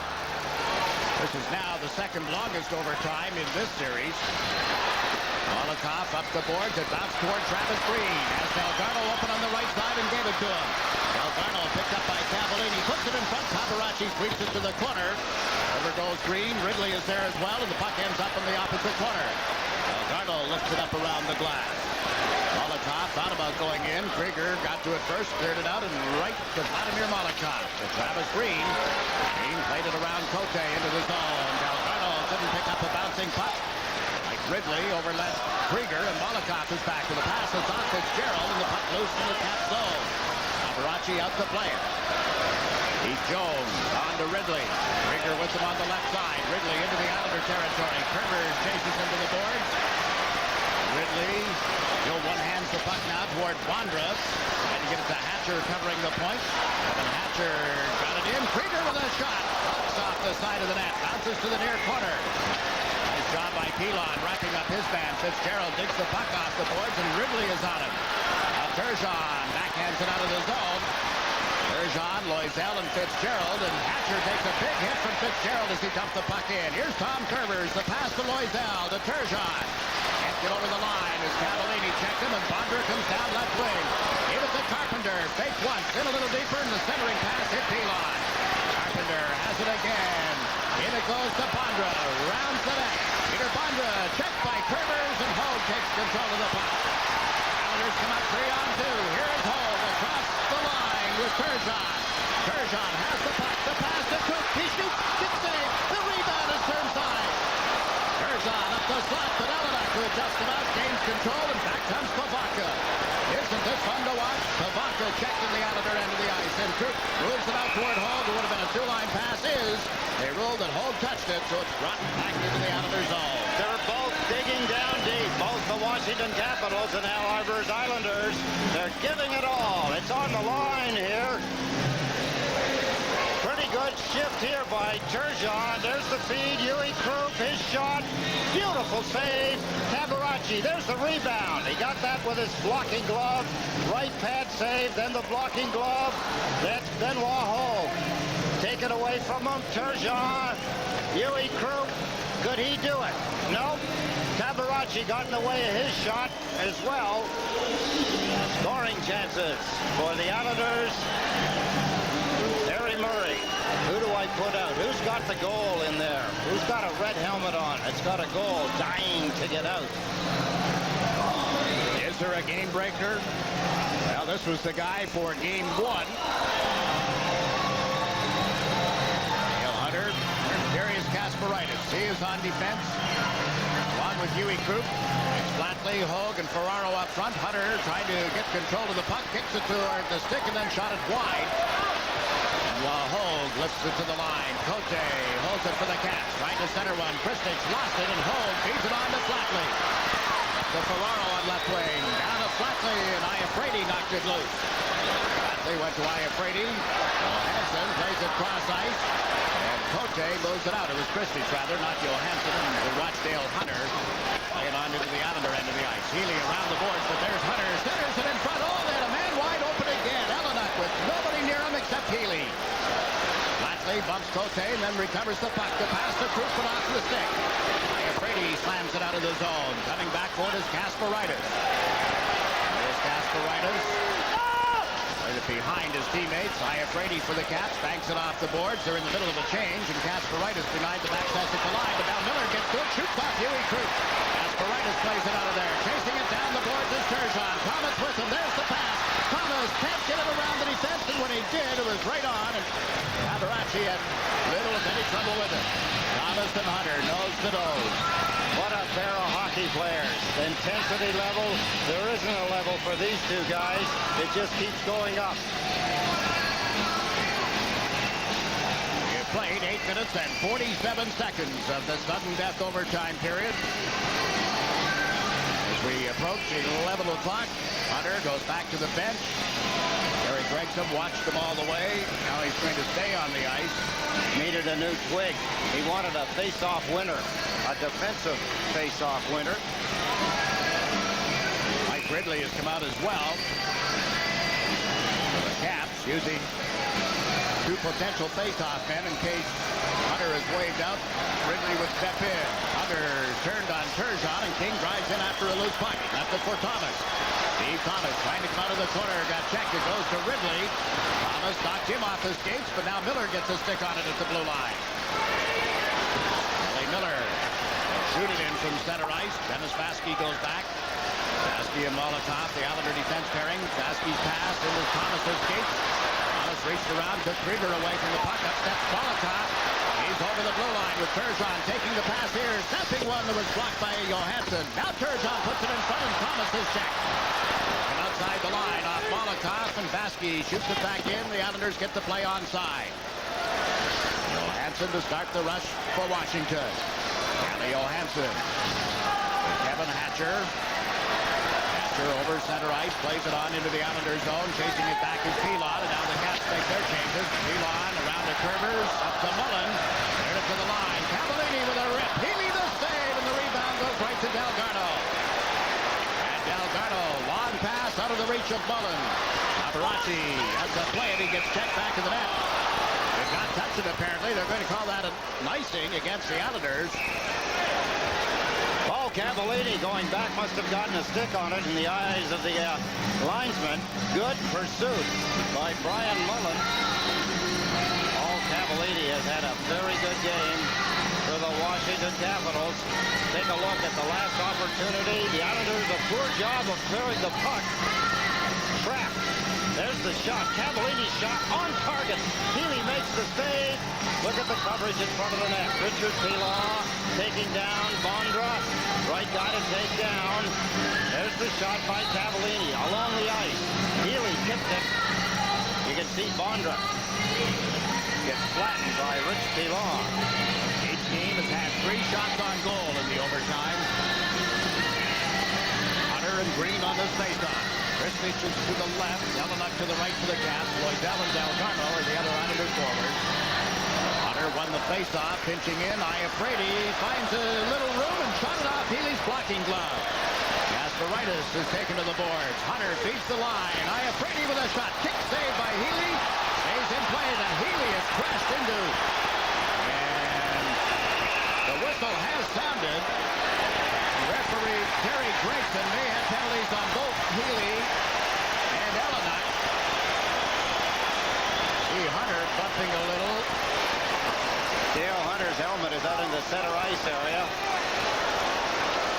Huey Krupp. Excuse me, Jake. May not have been a penalty on Healy after all, huh? It looked like an interference penalty to 1. There's a shot. Kick save. Sticks up a little higher. Jelinek. Now, Huey Krupp, ooh, he folded up. Jelinek trying to draw a penalty, did, but he ended up getting one himself. There's Jelinek. Boom, a left hand into the head of Healy. That's 1 penalty, and boom, there's no question that Huey Krupp was going to get one. Interference on the goaltender by Jelinek. Cross-checking to Huey Krupp.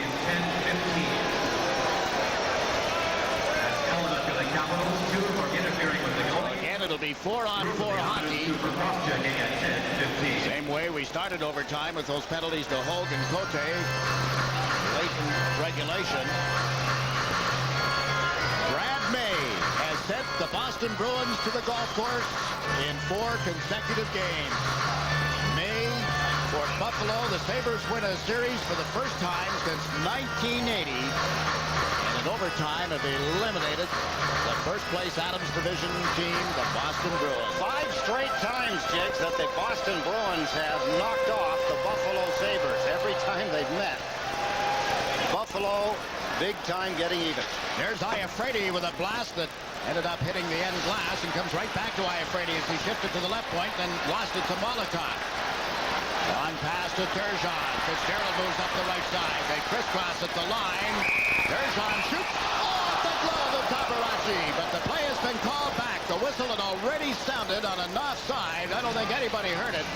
Iafrate is talking to the referee. He went over and gave Turgeon a wallop after things had slowed down, and now Fitzgerald is talking to Al Iafrate. It's the thing you have to do. It's always been done. It continues to be done. If you shoot the puck after the whistle, if the other players, the players on the defending team, in this case Iafrate, go over, give you a wrap. I think I told the story about the time I did that in the Boston Garden. Racing in, the puck was whistled dead, and I slid it into the open side of the net. Wow. The Bruin guys were not very kind. Understandable. Won't be a very happy Boston team after tonight's loss to Buffalo in consecutive games. Iafrate with a pass into the middle. It's broken up. King notches it back towards Rich Pilon. Now to Kasparaitis. They'll have to chase it. Kasparaitis plays it away from Miller. Up to Jerry King. Off his stick. But through Iafrate, and they're back. Miller forced into the zone by Kasparaitis. Now Ridley gets a stick on it. Mike Ridley. Sylvain Cote to Kelly Miller. He's into the Islanders zone. Gave it to Johansson for a shot that just went wide. Rebounds up the boards, out towards center, and King gives chase. He's into the Washington zone. Pulled up, shot it just high. It bounces back toward Molotov. Vladimir Molotov played it in deeper, but Cote is there. Chased behind the net by Molotov. Cote to Pivonka, then to Bondra. Caps come through center ice. Bondra is over the line. Bondra with a shot. Off Baskey, stick and wide. Pivonka tries to center. Comes back to Hatcher at the blue line. And around the boards it goes. Pivonka not picking up. Flatley does. And with half a minute to go on those matching penalties, the Islanders just get it out, and Johansson shoots it back in. Healy held it, then dropped it off for Molotov. 6 shots on goal for the Caps. 3 for the Islanders thus far. Molotov for the pass to Hogue. Crisscrossing with Flatley. Hogue held the puck and shot it off the end glass. It bounced to the side of the net, and Hunter is there. Hunter up ahead, but through Bondra all the way down into the Islanders. Islanders zone. Icing is waved off. Kerber's back on it. On Kerbers to Patrick Flatley off his gates. It's loose in the Washington zone, and the penalties are over. Hatcher has it for the Caps. Now the Cavallini. All Cavallini steps over center ice. Into the Islanders zone on the left wing boards. Picked up by Pilon. Cavallini one-handed it toward the net, and Kerbers turned it aside. Well, puts it back to the goal for Hunter. Pilon takes into the end boards. Mullen battling for the puck along with Christic. Still in play. Mullen is dragged to the deck. Gets back up in his case. Two Caps are pinned as Mullen moves it to Delgarno. He gets it out of the zone. Green comes down the left side with Cavallini dropping back. Green shot is turned aside. Travis Green looks to Mullen in front. The pass through to a Mullen shot. That hits Delgarno. Green goes to the corner. Turns partially on Pote. That's the puck to Delgarno. Pote backs into him. Travis Green puts it behind the net. Goes for it with Cavallini. Cavallini comes away with the puck. Cavallini on to Pat Allen. Number 19 for the Caps over the Islander line. Drops it to number 8, Christic. Dimitri Christic centers wide of the stick of Pavanka. Turgeon just clears the zone for the Islanders. What a nice job by Brian Mullen back checking. 3-3 into overtime, and we have played just over 13 minutes of sudden death. Huey Crute, the right side. On into the Washington zone. King comes in. Brady plays it out of there and down into the Islanders zone. Vasky hustles back. We're going to get a whistle for icing against Washington. A reminder here that we've got game number 5 in this series awaiting on Monday night on Sports Channel. Let's get an update and a look ahead and some observations from Stan. Well, Jiggs, I'm seeing a couple of tired hockey teams out there, and it looks to me like the speed guys will probably make the difference, if not a lucky bounce. I wonder whether Al Arbor is going to go to one of his fresher players a little more, perhaps Claude Loisel, maybe even Mick Vukota. Looks to me like Turgeon is a bit weary right now. I noticed that when he cleared the puck instead of carrying it. Jiggs? Yeah, there's been a lot of hockey, a lot of pressure situations in this series. Jiggs, when you just noticed, they had to notice Delgarno, Green, and Mullen. That could be a line. They didn't get as much ice time, nearly as much ice time as the other two. That's true. Ferraro's pass here ends up being deflected out of play. Right now, the Islanders using a line of Ferraro, Loisel, and Fitzgerald. Ray Ferraro with 3 goals in this series, assisted on the tying goal by Patrick Flatley back at 14-14 of the third period tonight. And almost 53 minutes of sudden death overtime in this series so far. And into the second overtime, deep into the second overtime period. In game 2 of the series, and the Islanders ended it before the 5-minute mark of game number 3. We've played over 13, almost 14 minutes of overtime here tonight. Calle Johansson, the Carpenter, Pavanka ends up in the Islanders zone. Vasky moves it through Ferraro. Here's Hatcher. Down the ice it goes. The Caps trying to get the play back onside and do. But Dennis Vasky waits back to the net. Wandra flushed him from there. Vasky with a lead pass. Loisel through center ice. Golfs it into the Cap zone. Aparachi out to play it. Had trouble with it. It's loose back to the net. Now pinned against the end of the back of the goal, I should say. Be pretty tough call for the referee to give him a penalty, but that's what it would be. Aparachi laying down behind the net with his hands outstretched. He mishandles the puck. He loves to roam. Remember, it's cost him before. Look at the 2 Islanders. Ferraro, Tommy Fitzgerald. Was it Kevin Hatcher holding it?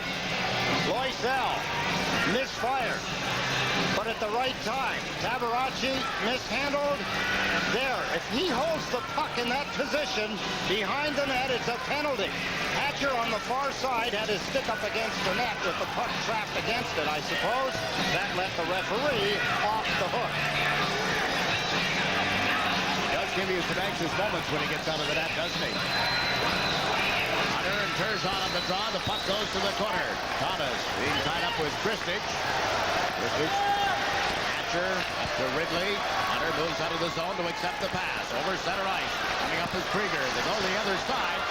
This is Ridley up the high slot. Shoots off the goal post. Derek King brings the Islanders up.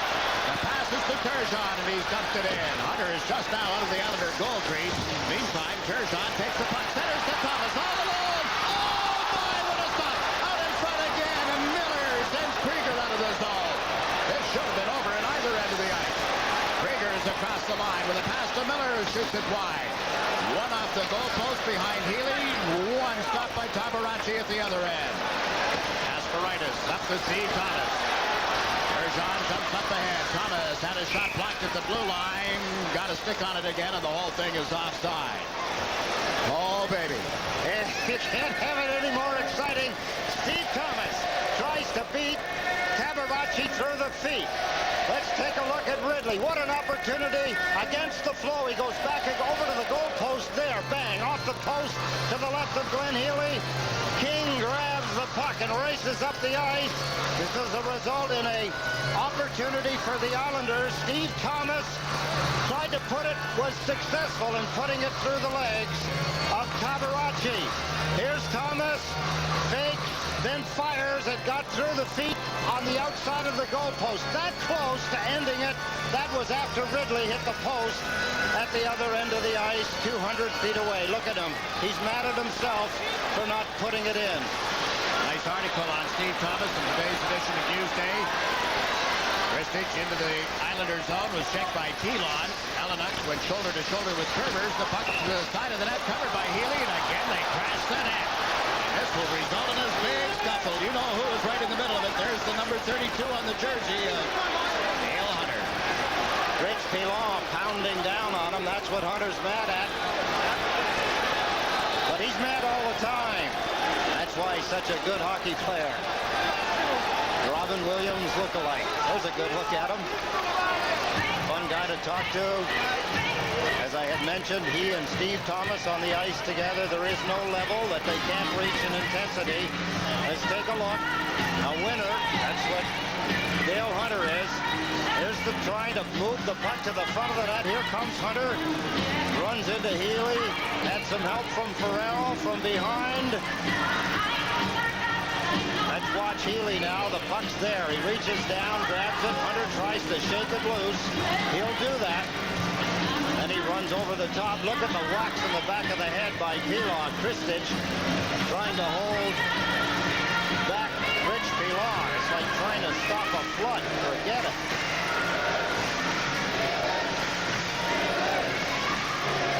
There are no penalties on the exchange. The puck is brought outside the Islander zone for the faceoff.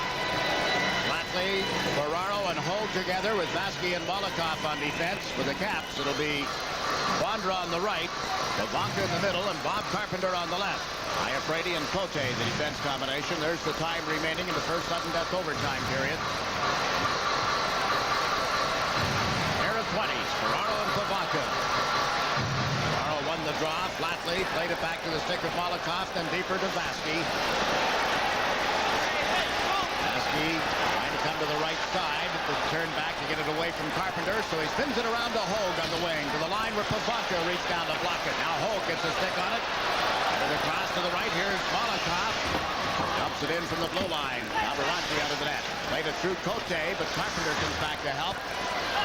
The wings, Iafrate nudged it out of the zone onto Pavanka.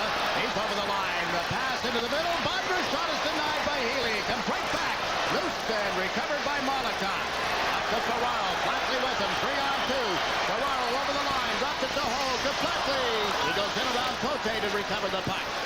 Flatley to Molotov. Off the boards to Ferraro. Waiting back of the goal. He is tied up with Cavallini. Flatley digs it loose. Patrick Flatley turns on Carpenter. Flatley can't center it cleanly, and Cavallini will lead the attack for the Washington Caps. Just overled Pavanka here on the left side, and Kasparaitis moves it toward Flatley. Out of Turgeon. Hogue trailing. Turgeon over the Washington line, trying to drive in around the defense. Turgeon with a stepping shot, and is held by Tabarachi. Sneaky Benoit Hogue tried to bat the puck out of the air with his left hand, I believe, but he batted it into the goaltender. Good play by Pierre Turgeon. His shifts will be short. A lot of ice time. There's Turgeon. He lets the shot go again. The Islanders shoot it up high. Puck up in the air. Watch Hogue. See his little hand go out there? Boom. Gives it a tap. Tap Cavaracci took the tap of the puck in his chest, hung on to it. The Caps have outshot the Islanders 7-6 in the sudden death overtime period. 16 minutes and 50 seconds of which has been played.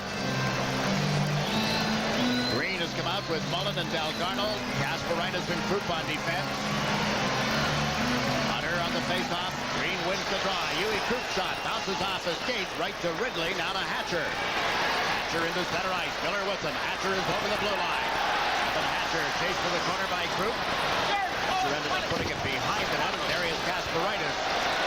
Leads it to Travis Green. Long pass too far for Krupp. Here's back by Johansson, and Dalgarno will wait at center ice. Turns it on into the Washington zone, and the play is onside once more. Ali Johansson back to the net. Mullen, Green, and Dalgarno, the Islander forwards. The long pass out of the zone into center ice. Miller shot it wide, and Healy steers it toward Rich Pilon. To Dalgarno. Into the middle for Mullen. Cote steps up on the play. He's over the Islander line. Cote centered it through Pilon, and Healy jabs it toward the corner for Green. Travis Green lost it. Heath Jones can't center as Green got right back on him quickly. Down the boards it goes. Iafrate at the blue line with a shot. That hit Tom Curvers and bounced right to Dalgarno. Dalgarno is over center ice. Long shot. Walking glove save. King after the rebound, but the Caps end up clearing it toward Kristich at center. He's over the line with Jones. In comes Hunter as well. Kristich a backhander. Hunter jabbed at the rebound and it went wide. Iafrate puts it behind the net. Dimitri Kristich centers onto the stick of King as it turns out. King, Thomas, and Turgeon. Three Caps back. Long pass is kicked right to Turgeon. Thomas drives into the zone. Dave Thomas and Al Iafrate in the corner. Former Toronto Maple Leafs both. Here is Dale Hunter starting out of the zone. Hunter at center ice. Jones with him on the right side. Cote up the slot. Cote to Hunter. With the center one and a big play by Molotov to deny that chance. Vladimir Molotov gets checked, however. Hunter lost it back to the net. Steve Thomas around the Molotov. 15 seconds remaining in the first overtime period. Molotov for the feed to Thomas. Thomas can't split the defense. He got hacked. And down to the ice he goes. No penalties except for the matching penalties in this period. And Johansson slams it into the zone. Off the boards to Pavanka. Lead it across the empty net. Here's Johansson at the left side. Shot to the corner where it hit Flatley. Flatley up to Ferraro. Now to Hogue. Driving on Hatcher. Hogue across the line. Around Hatcher to the backhand. Turned aside. Cavaracci reaches out of the net. Puts it in the far corner.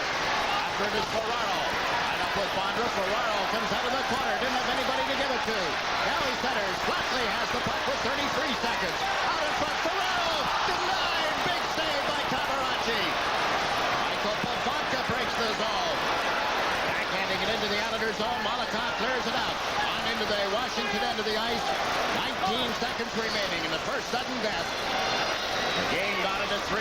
Hatcher plays the puck outside the zone. Baskey steps into center. Off the board toward Mullen. Johansson. And then Miller has left it in. Driving it after it is Todd Krieger with 3 seconds left. He can't center it from the corner. Nice shot by Molotov. And Molotov ends up putting the fist into the face of Krieger. And this is the result of that. Wow, Molotov. Haven't seen him that excited all season long, Jake. That's a good sign. He's really into this thing. I'll tell you one thing. Benoit Hogue took 2 tremendous blows to the back of the head when his last scoring opportunity from Kevin Hatcher. He got up, chased Hatcher to the front of the net, and almost chopped his leg off. Man, oh man. This is the 4th longest game in Washington Capitol history. All 4 have been against the New York Islanders. The juices are flowing from both teams. Molotov, boom, hard hit on Krieger. Krieger fights off the check. Then he whacks Molotov with the left. Molotov repeated back. Bang, he hit him. Not done yet. Iafrate, take that. Molotov. What an opportunity. Ray Ferraro teaming up with Flatley. Flatley couldn't get a shot away. Turned to look at Ferraro. Left right there. Here's his shot. Good stuff. And There were roughing penalties called at the end of the period. Here's another look at a scoring chance. Ray Ferrero throws it in animation, but what a scoring opportunity at the end of the first overtime. You know we'll get them going again for overtime, don't you? Period 2 in overtime is up ahead of our intermission. We'll be back right after this.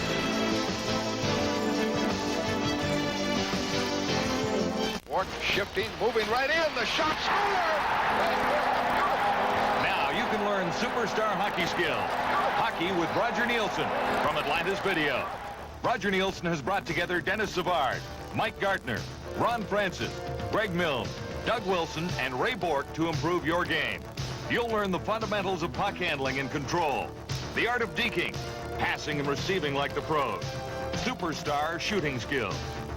There's even a detailed section on breakouts and set plays that create breakaway opportunity. Hockey with Roger Nielsen, with freeze frame and slow-mo replays, plus spectacular highlights of the stars in action, and especially priced at just $19.99. Call toll-free 1-800-553-1002 or send check or money order for $19.99 for each video plus $4 shipping and handling to Post Office Box 2345-A, Grand Central Station, New York, New York. Welcome back. Getting ready for the second sudden death overtime. First series with two multi-overtime games, if you will, since 1968. The St. Louis Blues and the Philadelphia Flyers. By that we mean more than one overtime period, obviously. There was a time, I think, 1951, when every game in a series went to overtime. It was the final between the Toronto Maple Leafs and the Montreal Canadiens. I could come up with 4 of the overtime scores. I can't get the 5th one, Jakes. Help me out. Peter Kennedy, Sid Smith, Bill Barelko. Remember, he scored the goal that won the series for Toronto. And for the Montreal Canadiens, it was who else but the Rocket Richard. Can't come up with the other one. Wouldn't be Tony Leswick. Todd Sloan. Who? There he is. Sid Smith. Yeah. The Rocket. Peter. Harry Watson. Harry Watson. All right. That's the one I couldn't come up with. Harry Watson. And we go to overtime at 4-on-4 hockey with Turgeon and King for the Islanders, with Kasparaitis and Krupp on defense. Miller and Ridley, the forwards for the Caps. They put the puck in the Islanders' zone, and Kasparaitis goes back. Turns on the right side, and promptly puts it behind the net. The Washington defense is Johansson and Hatcher, as Krupp gave it to Kasparaitis. He is checked tightly by Ridley, then gets knocked down. Krupp steps up for the puck. Got it to center ice. Johansson with it here. Calle Johansson turns on Turgeon and dumps the puck in, and the Caps go for a change. He leaves it for Kasparaitis. Around to Derek King. Down the left side, Turgeon coming up with it. Turgeon goes to the front of the net, but too quickly, offside at the blue line. 1:19, the time remaining in those matching penalties to Molotov and Iafrate, 2 minutes each for roughing at the conclusion of the first sudden death overtime.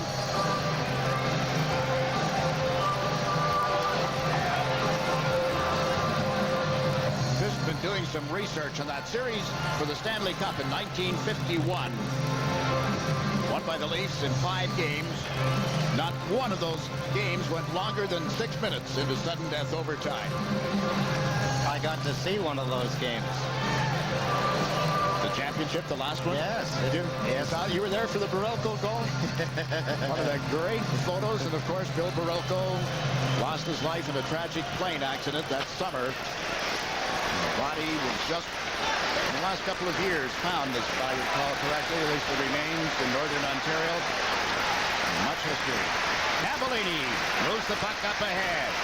Bondra shoots from the line. Gloved by Glenn Healy. Dropped it for Pilon around the boards. Cote slapped it at Hogue, who has it now on to Flatley. Patrick Flatley faked once, freezing Cavallini. Lets it go, and it drifted high and wide. Comes back to Hogue. Off the boards and turned aside by Cavaracci. Patrick Flatley dishes it to Hogue. Shoots. Couldn't get it through, and it comes bouncing back outside the line. Controlled now by Vasky. Over to Pilon. Flatley will chase it. Cavaracci plays it off the board. Flatley gets to it. Looks to Hogue. Makes the pass. Benoit Hogue shoots. Cavaracci the save. But turn and go back. 23 seconds remaining in the matching penalties as the puck is dumped into the Islanders zone. Bondra hurting a little as he goes back to the Washington bench. Meantime, Kerber sends King down the left side. Harry King across the blue line. Trying to drag it around Hatcher. Krieger comes back. There's Turgeon as well. The puck loose in the Washington zone, but it didn't get back to the point. This is Johansson. Dropped it to Todd Krieger. Krieger pulls up on right wing. Centered one. Broken up by Krug. There's Johansson with a shot that misses. Back to the net they go. Carpenter centers. Kerbers took his man down, and Molotov steps out of the zone. 3-on-3 at center ice. Molotov to Turgeon. Over the line with Krug. Turgeon shot. Blocked by Tabaracci. Molotov was in deep. Hustles back to the point. Laid it off Kristich. To Hunter. He stuffed it down the ice, and Molotov feeds it on to Kasparaitis. That's changing. Kasparaitis is over the line. Into the high slot. He shoots one. Total save as Tabaracci stuck their right leg out. Dmitry Kristich playing the puck to Hunter. Hunter looks to Ellenuk. Couldn't get it to him. Hunter having a little trouble with the puck. Now Ellenuk brings it across the line and works it off the board.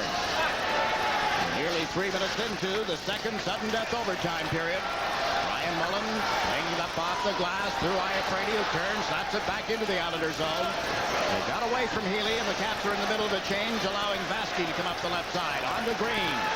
Travis Green over the Washington blue line. Tried to center it. Tabaracci plays it off the boards. Jones hesitated a little, but now his teammates are able to free it up. Ridley, a knockdown, moves the puck. Here's Iafrate on the left side. Stumbling as he tried to get around Pilon, and Brad Delgado comes back. Delgado clears the zone. Cavallini waits, gets the play onside again. Rushes to the Islander line where Flatley met him. Patrick Flatley lost control. Played in deeper. Randy Burridge at the side of the net. Healy reaching out, and it comes to Benoit Hogue. Caps are going with the reserves now. Here's Hogue over the line. Benoit Hogue driving on Johansson. Centers it in front. Oh, what a chance, and nobody can make contact. Back come the Caps. 3-on-3 at center ice. Heath Jones to the Islander line. Dumped it in, and Hogue got back to break it up and clear it out. What a defensive play, Jigs, by Cavallini. Flatley had all but tucked the puck into the net. Cavallini checked him. Now Hatcher brings the Caps in with a long shot. Grabbed and held by Healy. Wow, what action. 4 shots on goal for the Islanders, 2 for the Caps in this, the second sudden death overtime period. The left lower leg of Kevin Hatcher has to be still smarting. Benoit Hogue hit him with a chopping stick across the back of his left leg late in the first overtime. It was also Benoit Hogue who used his stick on Bondra. He hit him across the left wrist. Here's Randy Burridge. Watch the puck. It'll squirt left of Glenn Healy.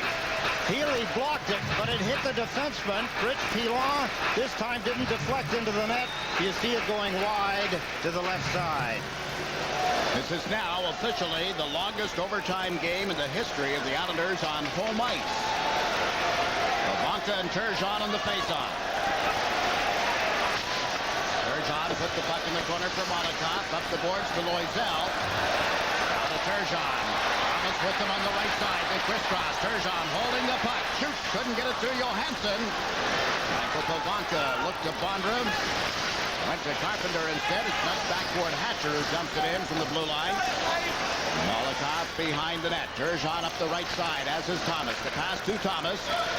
On to Turgeon. Tipped it to the blue line, but right to Iafrate. The Freighter into the Islanders zone. Slowed up by Vasky, then checked by Molotov, and the Islanders clear it out.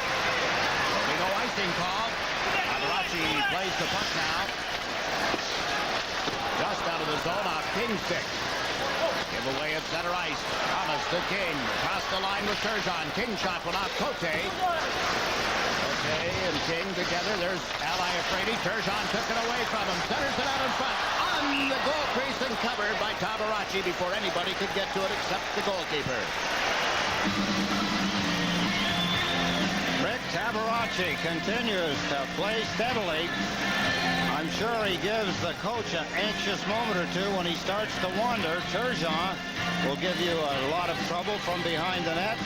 Cabaracci knows to freeze the puck.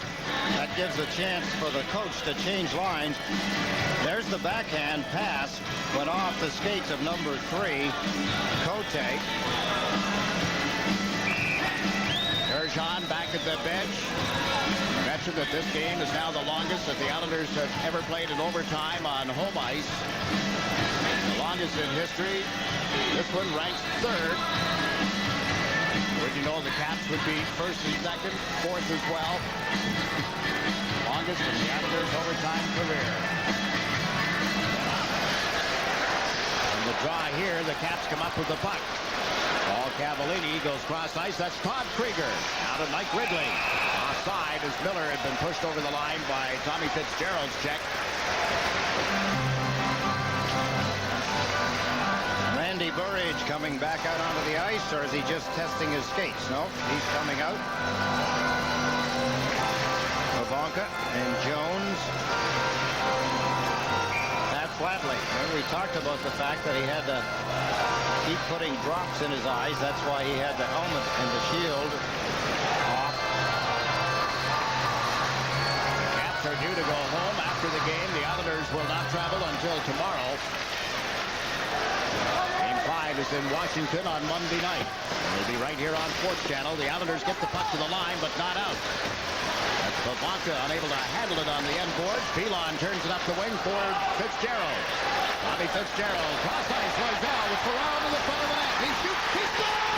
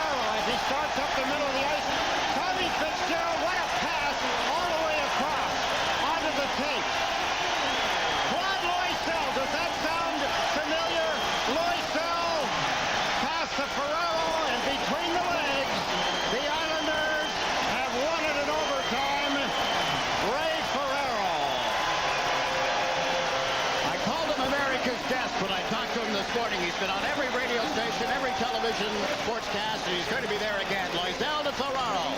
5:40 of the second, sudden death overtime. 4-3 Islanders.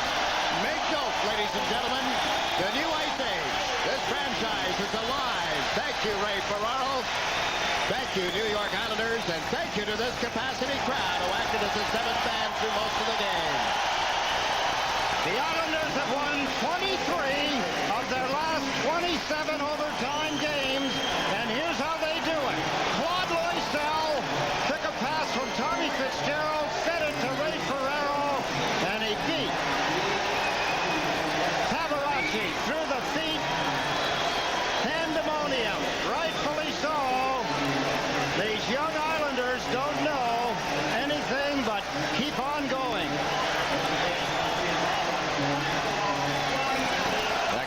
Continues to stand and cheer. The series goes back to Landover, Maryland, with the New York Islanders leading 3-1. Remember, the Caps finished 2nd. The Islanders finished 3rd in the Patrick Division. Who would have thunk it? 16,297. Some of them now heading toward the exits. And a large contingent thinking of history past. Saluting Ray Ferraro. His 4th goal in this series. They're all timely, aren't they? Final score, Islanders 4, Capitals 3. We'll be back with a recap right after this.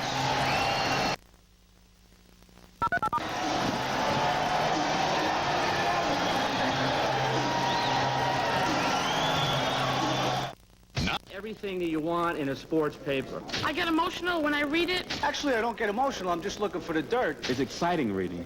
Fantastic coverage on local high schools and colleges. Especially reading sports. I want to know everything. I almost feel as if I'm in the locker room when they're writing their piece. When they're sweating and downright dirty. It's the best sports coverage in town. Thank you. Next question. New York Newsday. Truth, justice, and the best sports in New York. You got the answer right here. Baseball season is in full swing, and PC Richard & Son and Panasonic team up to bring you incredible savings. See the action on this Panasonic 27-inch super flat TV, just $697. Record the action with this Panasonic Palm Quarter, only $679. And replay the action on this Panasonic VCR, just $198. Remember, for all home electronics, PC Richard & Son saves you money.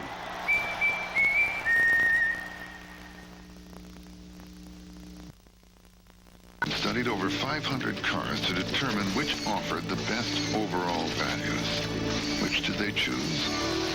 The Volvo 240 wagon, the Volvo 940 turbo sedan, the Volvo 940 turbo wagon. And now Volvo has made them even better values. The Volvo Best Value Program, now until May 2nd. Call us for a dealer nearest you. Check out Sports Channel in May. Jeff Torborg's match slug it out with the NL champion Braves, the Pittsburgh Pirates, expansion Marlins, Cubs, Dodgers, and more. At the plate with Rusty Staub stirs up terrific baseball conversation starting May 20th. For kids, Dynamets is great Saturday morning fun. And remember, Sports Channel is the place for coverage of local NHL playoff action. It's all coming your way in May on Sports Channel. 5:40 of the second overtime period. Ray Ferraro scores for the New York Islanders. Islanders 4, Capitals 3. 3-1 lead for the Islanders. And the man who I labeled America's guest does it again. Stan's got him. Stanley? Well, Jigs, thanks very much. People are going to start talking. I'm seeing this guy so often. Jigs calls you America's guest because you've been on every single show imaginable. But let's go back to the whole game before we talk about the goal. Your feelings about the game, the guys behind, it looked like you might blow it. Well, you know, they did it to us again. They came out and they really charged us early, and if not for some great goaltending, we might have been down a little more. But as the game went on, we got a few more chances, although we did get down a couple, and it was nice our power play chipped in one tonight, you know, right off the draw, and you know, Travis Green scores his first goal in a long, long time, gives us a boost, and you know, one guy you can't say enough about is Patrick Flatley. I mean, he come back from a serious injury and scores a tying goal. Well, I think we deserve some credit at Sports Channel. We had Claude Loisel as our assistant producer for so long. Now he comes back in the lineup. What about his contribution tonight? The one thing about Claude Loisel is that all through the year when he wasn't playing very much, he was an absolute complete professional. He worked hard, he rode the bike, he lifted weights. When his chance came, he played well. He comes in, he plays the last game of the year against New Jersey. He starts in the playoffs, and he's done a great job. Tonight he comes up with 2 great big assists for us. Now, on the winning goal, a lot of people contributed. Let's start with Tommy Fitzgerald and lead me through the play. Well, we've just missed here. Tommy corralled a really tough puck off the sideboards, and I gave him a yell that he had time, and he fed it over to Clody. And look, Clody passes it right through Sylvain Cote's legs. A great pass, and I mean, I was in so tight I didn't really have much room, and I just shoveled it and right through the 5-hole, and then, you know, great tackle by Fitzy. We'll take a look at another look at Fitzy's play right here. Right here. This puck was coming hard, and it was spinning, and he made a great play to control it. He used his body right here to fend the puck off from Burridge, and makes a great hard pass to Loisel. Now look at Claude. Does Claude know you're there? It almost looks like... If he doesn't know I'm there, he's hearing it, because I was screaming that I was going to the net, and I got a step on Iafredi, and, you know, they play 4 defense most of the... Or I think that was Iafredi. It might have been Cavallini, but they play 4 defense most of the night, and we felt if we could, as the game went on, that, you know, we could maybe force them a little bit and get a turnover. Well, you know, it's funny. Before the last overtime started, I was talking to my spotter, Eric Servitar, and we both agreed the Islanders should not go for the 5-hole. They should shoot high on Tabarachi. Shows you how much we know. Why did you go 5-hole? Mainly because that was really all I had. I didn't have any room to deke, which is something that I probably would have preferred to do. And when the pass came, it was a hard pass from Clody, and I put my stick down, stopped it, and turned and just shot it. And you look at that right through. Now, you know a lot about hockey. You've analyzed from the booth. How do you explain the Islanders' incredible overtime success? I'm baffled by it. I think the biggest thing, and it may sound silly, is that I don't know if our team puts any more significance in an overtime game than anything else. We're in there before the second overtime, and the biggest concern for everybody was getting the fans on and getting a dry shirt. And I mean, there wasn't a whole lot of hockey talk. I mean, we already played 4 periods, but the guys just go about it as ordinary business, and everybody knows the significance of overtime, but my God, I mean, the guys just go out there and play, and we've been successful at it. Well, when they threw it down to me at ice level, I was wondering about the fatigue factor. How tired were the guys? I can't speak for everyone, but I was exhausted. And as the game went into the second overtime, I was hoping that it wasn't going to go really very much longer, because my tank was pretty much on empty. I'm pretty sure most of the other guys were feeling the same way. How tired are you now, and how tired do you think Glenn Healy was? I'm a lot less tired now than I was 30 minutes ago, and Glenn Healy's not tired at all right now, because he was jumping just as high as everybody else out there. He's been fantastic in this series. Thanks very much. Jiggs? All right, Stan, there is still probably a lot of hockey left in this series. There's already been a lot of hockey. The Islanders lead 3-1, and here is the summary of tonight's action. Back in the first period, Washington got off to a 1-0 lead on a power play goal. Al Iafrady's first in this series, set up by Bondra and Ridley just after the 3-minute mark. That lead held until, well into the second period, because Ridley and Iafrady would add to it. Ridley's goal is first in this series also. It too is a power play goal. Bondra and Cote assisted at 4:37. A minute and 17 seconds later, a full-strength goal for the Caps. Iafrady from Ridley and Carpenter, and they lead 3-0. The Islanders begin their rally, but slowly. Molotov on a power play. Turgeon won the draw, set him up at 7:17, and the second period ended with the Caps leading by a score of 3-1. And it was well past the midway point of the third before the Islanders really got the crowd back into the game. Travis Green tipped Claude Loisel's pass. Green's first Stanley Cup playoff goal. Molikov's assisted as well. That at the 12:54 mark. And a minute and 20 seconds later, the Islanders would tie it up when Captain Patrick Flatley, with more heroics, hits his first in this series. Ferraro and Krupp assisted on that. And the game still had 5 minutes and 46 seconds remaining in regulation. Neither team could score. Neither team scored during the first sudden death overtime period either. But in the second, at 5 minutes and 40 seconds, Ray Ferraro with his 4th goal in this playoff round from Loisel and Fitzgerald. You've heard it, describe it. You've seen it several times. It's its 11th Stanley Cup playoff goal, and another winner, 4-3, Islanders over the Caps. Shots on goal, 13-8 Islanders in the first period, 13-11 Caps in the second. Each team had 9 shots on goal in the third. In the first overtime period, they're even at 8. And the Islanders outshoot the Caps 5-2 in that second overtime period before winning it. They have 46 shots on goal. The Caps have 40. As far as specialty teams are concerned, the Caps are 2 for 6 tonight on the power play, while the Islanders are 1 for 5. Finally getting a power play goal, but now have gone 19 opportunities and only 1 with the extra man. And that may make a difference down the line, but now the series is 3-1 going back to Washington. I was thinking as Ray Ferraro was talking to Stan Fischler, Jiggs, there is a big difference in the mindset. When a team is playing to win and another team is playing not to lose, there's a big difference in there, and I think that's one of the things that the Islanders bring themselves to the forefront with. They play to win the hockey game when it's in overtime. And that goes a long way, and you can just see the energy that they feed off of each other with. You see them go up, make kinds of plays, get scoring opportunities, get back, scramble back to try and cover up. They'll take the chance to try and win the game, not just play and wait for the other team to make a mistake. Remember back in that first overtime period, Mike Ridley hits the goalpost to the left side of Glenn Healy. The Islanders come right back down the ice, and Steve Thomas left all alone in front. Several times, too, forget about the goalpost, several times tonight, the Caps were all alone in front of the net and couldn't convert. Particularly the one we showed Peter Bondra, tremendous scoring opportunity for him. I remember back, too, when Bobby Carpenter shot the puck, Pavonka deflected it and just Healy somehow got a glove on it. It was that same kind of a play that Claude Loisel used as he passed it to Travis Green that really got the Islanders going. And you know what Terry Murray and the Caps and certainly the Washington media is going to be talking about as well is a disallowed goal and a penalty instead to Kelly Miller for interfering with Glenn Healy. That would have given Washington a 4-1 lead at that time.